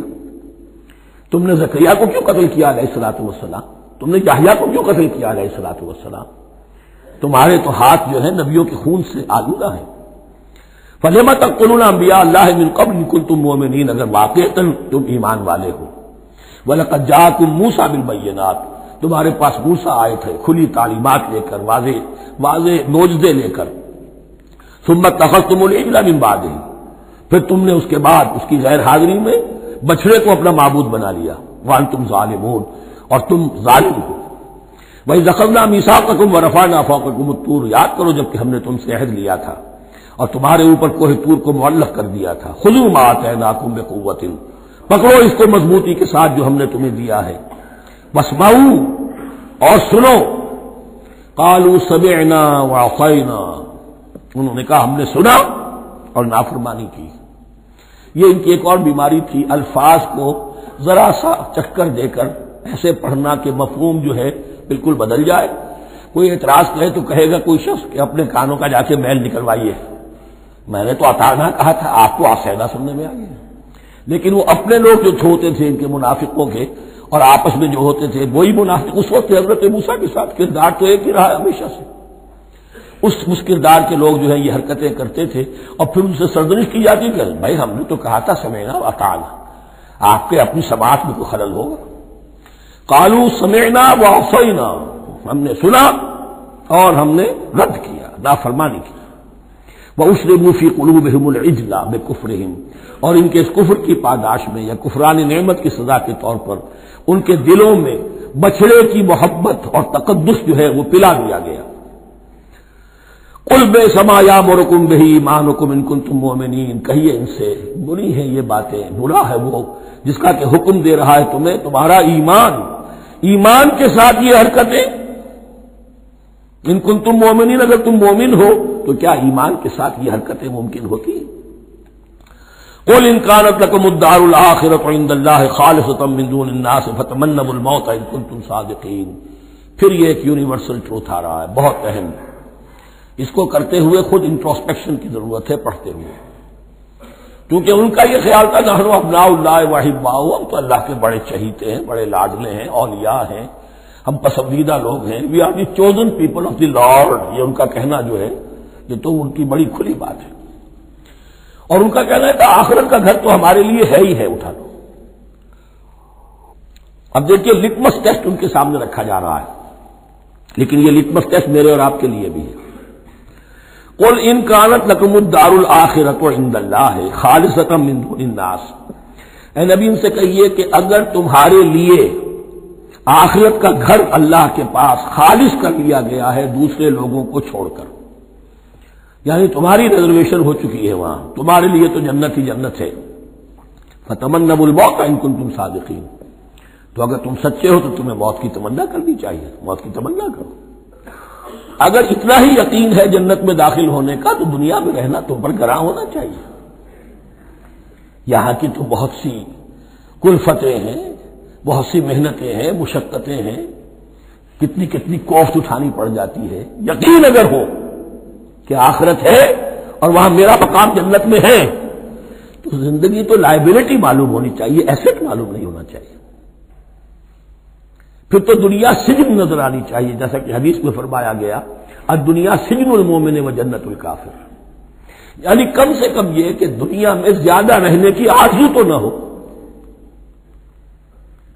یہ کم سے کم ہے۔ آخرت پر ایمان، اور اگر اپنا معاملہ اللہ کے ساتھ خلوص پر ہے، دھوکے بازی پہ نہیں ہے، بل الانسان علی نفسہ بصیرہ، ہر انسان کو معلوم ہے میں کہاں کھڑا ہوں، آپ کا دل آپ کو بتا دے گا آپ اللہ کے ساتھ دھوکے بازی کر رہے ہیں یا آپ کا معاملہ اللہ کے ساتھ خلوص و اخلاص پر مبنی ہے۔ اگر یقین ہے کہ خلوص و اخلاص پر ہے تو پھر تو یہ ہے کہ زندگی ایسٹ نہیں لائبلٹی، اور دنیا باغ نہیں قید خانہ نظر آنا چاہیے، اور اس میں انسان رہتا ہے ایک مجبوراً اللہ نے بھیجا ہے رہنا ہے، جو جو اس کی طرف سے ذمہ داریاں عائد کی گئی ہیں وہ ادا کرنی ہے، لیکن یہاں رہنے کی خواہش یہ اگر ہے تو یا تو آخرت پر ایمان نہیں یا اپنا اللہ کے ساتھ معاملہ خلوص اور اخلاص پر مبنی نہیں۔ دس از دی لٹمس ٹیسٹ۔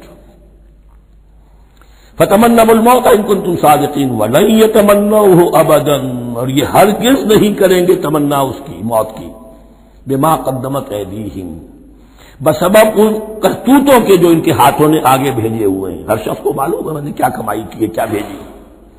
واللہ علیم بالظالمین، اور اللہ ان ظالموں سے بخوبی واقف ہے۔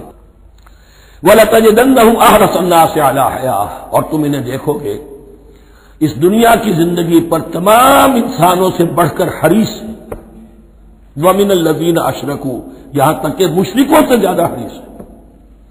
اور یہ بات صحیح ہے، اہل ایمان کے ساتھ مقابلہ مشرکین نے کیا، کھل کر میدان میں آ کر کیا، ڈٹ کر کیا، اپنی جانیں اپنے باطل معبودوں کے لیے قربان کی۔ یہودی نہیں لڑ سکے، من ورائے جدر، فصیلوں کے پیچھے سے اور ادھر سے، لیکن سامنے آ کر مقابلہ نہیں کر سکے، اس لیے کہ انہیں جانیں بہت عزیز تھی۔ وَلَتَجِدَنَّهُمْ أَحْرَصَ النَّاسِ عَلَىٰ حَيَاةٍ وَمِنَ الَّذِينَ أَشْرَكُوا، حتیٰ یہ کہ مشرکین سے بھی زیادہ یہ دنیا کی زندگی کے حریص ہیں۔ یود احدہم لو یعمر الف سنہ، ان میں سے ہر ایک کی یہ خواہش ہے کہ کسی طرح اس کی عمر 1000 برس ہو جائے۔ وما ہوا بمزحزحہ من العذاب ان یعمر، اور اگر ان کو معمر کر بھی دیا جائے، طویل زندگی دے بھی دی جائے تو عذاب سے تو چھٹکارا نہیں ملے گا، آخرت تو بالآخر تو آنی ہے۔ واللہ بصیر بما یعملون، اور اللہ دیکھ رہا ہے جو کچھ کہ وہ کر رہے ہیں۔ قل من کان عدوا لجبریل فانہ نزلہ علی قلبک، اب جیسا کہ میں نے عرض کیا کہ ان کا خیال یہ تھا کہ آخری نبوت کا وقت تو قریب ہے، ہوگا وہ کوئی اسرائیلی، ہوگا ہم میں سے۔ معاملہ ہو گیا تلپٹ، اللہ نے ان کی آزمائش اتنی بڑی کر لی کہ جنہیں حقیر سمجھتے تھے، بڑی امیین ہیں، ان پڑھ ہیں، نہ ان کے پاس کتاب، نہ کوئی شریعت، نہ کوئی قانون، نہ کوئی ضابطہ، کچھ بھی نہیں۔ اللہ نے ان میں سے ایک آدمی کو، ایک شخص کو چن لیا، لہذا ان کے لیے اب ان کے اندر دشمنی پیدا ہوئی۔ کس سے؟ گالیاں دینے لگے حضرت جبرائیل کو، اس نے دشمنی کی ہمارے ساتھ، آ تو رہا تھا پیغام ہم میں سے کسی کے لیے، لے گیا ادھر۔ اور یہ بات آپ کو شاید بڑی عجیب لگے، لیکن یہ کہ شیخ احمد سرہندی رحمۃ اللہ علیہ نے اپنے مکاتیب میں یہ لکھا ہے کہ اہل تشیع کا ایک فرقہ ایسا بھی رہا ہے، میں نہیں جانتا کہ آج بھی ہے یا نہیں ہے، جس کو غرابیہ کہتے تھے۔ غرابیہ، ان کا عقیدہ یہ تھا کہ حضرت محمد صلی اللہ علیہ وسلم اور حضرت علی رضی اللہ تعالی عنہ، ان کی ارواح بالکل ایک دوسرے کے ایسے مشابہ تھیں جیسے ایک کوا دوسرے کوے کے مشابہ ہوتا ہے، غراب کوے کو کہتے ہیں۔ تو جبریل دھوکہ کھا گئے، وہ وہی اللہ نے بھیجی تھی علی کے لیے، لے گئے محمد کے پاس صلی اللہ علیہ وسلم۔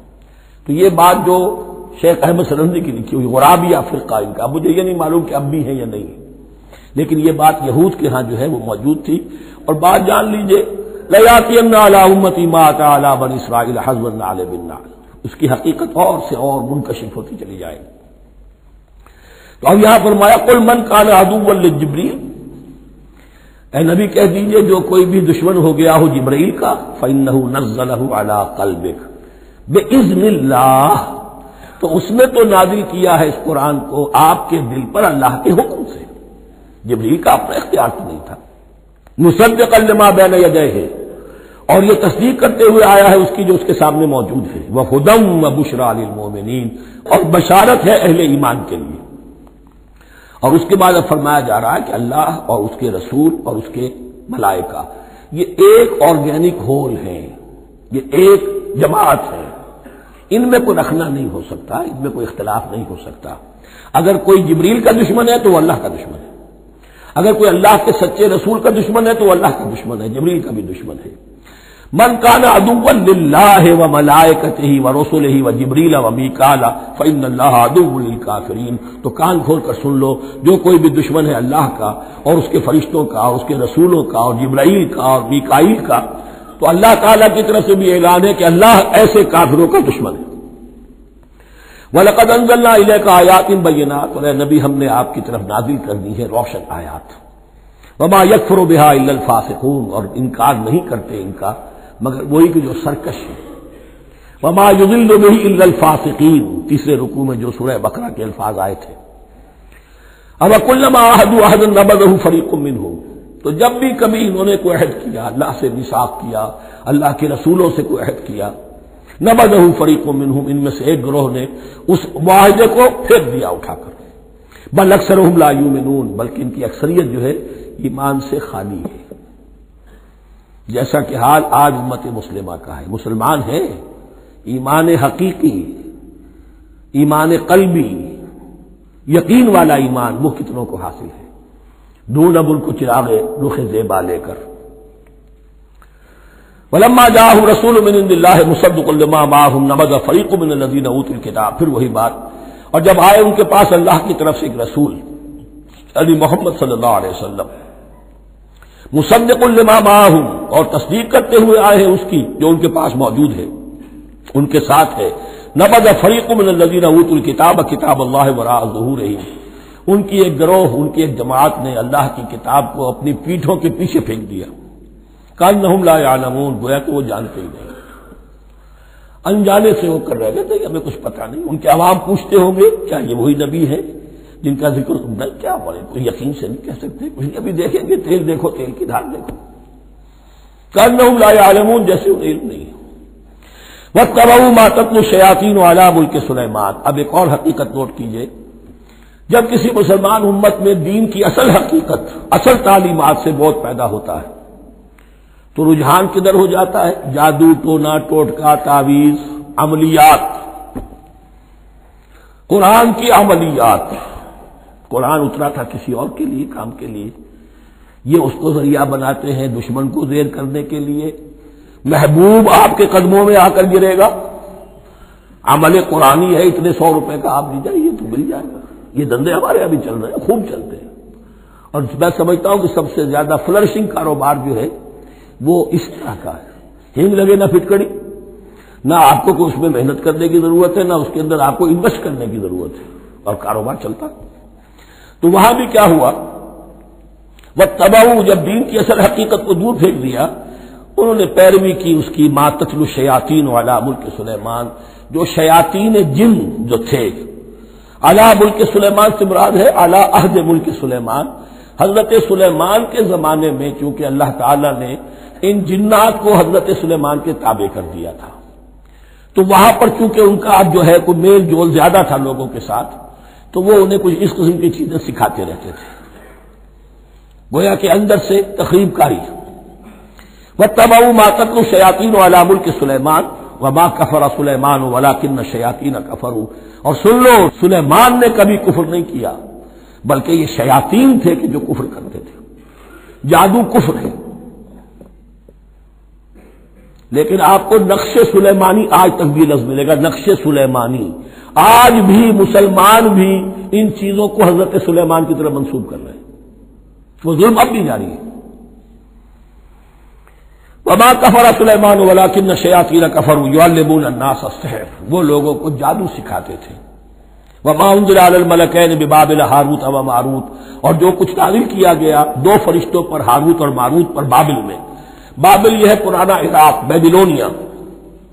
نبوکدنضر بھی بیبلونیا کا بادشاہ تھا، نمرود بھی بیبلونیا کا بادشاہ تھا۔ عراق کے بادشاہوں کا لقب ہی تھا نمرود، نواردہ اس کی جمع ہے۔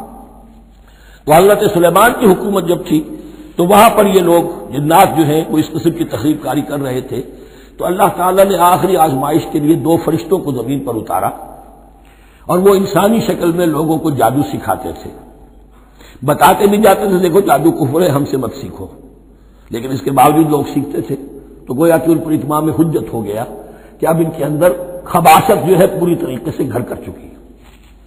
وما يعلمان من احد، اور وہ نہیں سکھاتے تھے کسی کو بھی، حتی یقولا انما نحن فتنۃ فلا تکفر، یہاں تک کہ وہ کہہ دیتے تھے کہ دیکھو ہم تمہاری آزمائش کے لیے بھیجے گئے ہیں، ہم فتنہ ہیں تو تم کفر مت کرو۔ فیتعلمون منہما ما یفرقون به بین المرء وزوجہ، تو وہ سیکھتے تھے ان دونوں سے وہ شے کہ جس کے ذریعے سے تفریق کر سکے ایک شخص اور اس کی بیوی کے درمیان، تفرقہ ڈالنا گھروں کے اندر، فساد۔ اب بھی یہ عورتوں کے اندر یہ کام بڑی تیزی کے ساتھ چلتے ہیں، تعویذ اور دھاگے اور کیا کوئی گنڈے چلتے ہیں۔ وما هم بضارین به من احد، اور نہیں تھے وہ ضرر پہنچانے والے کسی کو کچھ بھی الا باذن اللہ۔ ایمان کا تقاضا یہ ہے کہ چاہے کوئی دوا ہو وہ بھی باذن رب کام کرے گی، ورنہ نہیں۔ کوئی اور اسباب طبیعیہ ہے ان کے بھی اثرات ظاہر ہوں گے اگر اللہ چاہے گا، اس کے بغیر کچھ نہیں ہو سکتا۔ جادو کا بھی اثر ہوگا تو اللہ کے اذن سے ہوگا، تو بندہ مومن کو ڈٹے رہنا چاہیے اور مقابلہ کرنا چاہیے۔ وما هم بضارین به من احد الا باذن اللہ ويتعلمون ما يضرهم ولا ينفعهم، اور وہ سیکھتے تھے ان سے وہ چیزیں جو ان کے لیے مضرت بخش تھی، ضرر پہنچانے والی اور انہیں نفع نہیں پہنچاتی تھی۔ وَلَقَدْ عَلِمُوا لَمَنِ اشْتَرَاهُ مَا لَهُ فِي الْآخِرَةِ مِنْ خَلَاقٍ، حالانکہ یہ بات ان کے علم میں آ چکی تھی کہ جس نے بھی اس چیز کو حاصل کیا، جادو سیکھا، اس کا پھر آخرت میں کوئی حصہ نہیں ہے۔ وَلَبِئْسَ مَا شَرَوْا بِهِ أَنفُسَهُمْ، اور بری تھی وہ چیز جس کے لیے انہوں نے اپنے آپ کو فروخت کر دیا، لَوْ كَانُوا يَعْلَمُونَ، کاش کہ انہیں علم ہوتا۔ وَلَوْ أَنَّهُمْ آمَنُوا وَاتَّقَوْا، اور اگر وہ ایمان رکھتے اور تقوی کی روش اختیار کرتے، لمثوبۃ من عند اللہ خیر، تو بدلہ پاتے اللہ کی طرف سے بہت ہی اچھا، بہت خیر۔ لو کانوا یعلمون، کاش کہ ان کو معلوم ہوتا۔ یا ایھا الذین آمنوا لا تقولوا راعنا وقولوا انظرنا واسمعوا، اب ایک اور مثال ان کی، وہ تو تھے منافقین بنی اسرائیل جن کا ذکر ہوا، سمعنا وعصینا۔ اب یہاں یہ منافقین جو یہاں پر مسلمانوں میں شامل ہو گئے تھے، یہود کے زیر اثر لوگ، اور آ گئے ہیں مسلمانوں میں بھی۔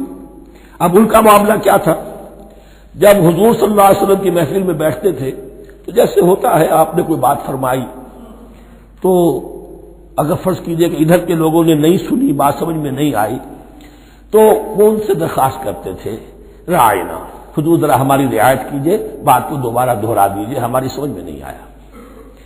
اب اس کا وہ کیا کرتے تھے یہودی، یا یہ ان کے یہودیوں کے زیر اثر منافقین، راعینا، اے ہمارے چرواہے، گویا کہ دل میں خوش ہو رہے ہیں، خباثت نفس اس کو غذا مل رہی ہے، ہم نے تو راعینا کہہ دیا۔ کسی نے اگر ٹوک دیا، بابا میں نے راعینا کہا تھا، معلوم ہوتا آپ کی سماعت میں کوئی خلل پیدا ہو چکا ہے، یہ انداز۔ تو مسلمانوں سے کہا جا رہا ہے، یہ واحد آیت ہے اس پورے سلسلے میں جس میں خطاب یا ایھا الذین آمنوا سے ہے، لیکن اصل میں روئے سخن اب بھی بنی اسرائیل کی شرارت ہے۔ یا ایھا الذین آمنوا لا تقولوا راعنا وقولوا انظرنا واسمعوا، دیکھو تم اس لفظ ہی کو چھوڑ دو، اہل ایمان تم مت کہا کرو راعنا، تم کہا کرو انظرنا، اے نبی ہماری طرف توجہ فرمائیے یا ہمیں مہلت دیجیے۔ نظر کے دونوں معنی ہیں، دیکھنا ہمیں دیکھیے، اور انتظار بھی اسی سے بنا ہے، ذرا سی مہلت دیجیے۔ واسمعوا، اور دوسرے یہ کہ توجہ سے سنا کرو تاکہ دوبارہ پوچھنے کی ضرورت ہی پیش نہ آئے۔ وللکافرین عذاب الیم، اور ان کافروں کے لیے تو دردناک عذاب ہے۔ ما یود الذین کفروا من اہل الکتاب ولا المشرکین ان ینزل علیکم من خیر من ربکم، اور نہیں چاہتے وہ لوگ کہ جنہوں نے کفر کیا ہے اہل کتاب میں سے اور مشرکین میں سے بھی، کہ نازل ہو تم پر کوئی بھی خیر تمہارے رب کی طرف سے۔ یہ اہل کتاب بھی اور مشرکین مکہ بھی یہ جل رہے ہیں حسد میں، حسد کی آگ میں، کہ یہ کلام پاک تمہیں کیوں دے دیا گیا، یہ آخری منصب نبوت کا جو ہے خاتم النبیین، یہ منصب جو ہے یہ انہیں کیوں مل گیا۔ وہ نہیں چاہتے کہ کوئی بھی خیر اللہ کی طرف سے تمہیں ملے۔ واللہ یختص برحمتہ من یشاء، حالانکہ یہ اللہ کا پریروگیٹو ہے، اللہ کا فیصلہ ہے، اللہ خاص کر لیتا ہے اپنی رحمت کے لیے جس کو چاہے، یہ اس کا فیصلہ ہے۔ واللہ ذو الفضل العظیم، اور اللہ تعالیٰ بڑے فضل والا ہے۔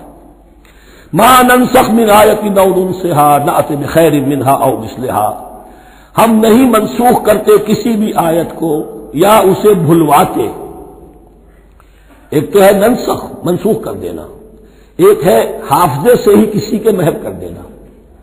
ما ننسخ من آیۃ او ننسها نأت بخیر منها، تو ہم اس کی جگہ پر اس سے بہتر لے آتے ہیں، او مثلها یا ویسی ہی لے آتے ہیں۔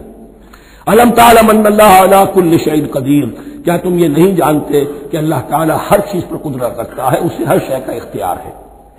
الم تعلم ان اللہ لہ ملک السماوات والارض، کیا تم نہیں جانتے کہ اللہ کے لیے ہی اختیار مطلق ہے، بادشاہی ہے آسمانوں اور زمین کی۔ وما لکم من دون اللہ من ولی ولا نصیر، اور نہیں ہے تمہارے لیے اللہ کے سوا کوئی بھی نہ ولی اور نہ مددگار۔ بارک اللہ لی ولکم فی القرآن العظیم ونفعنی وإیاکم بالآیات والذکر الحکیم۔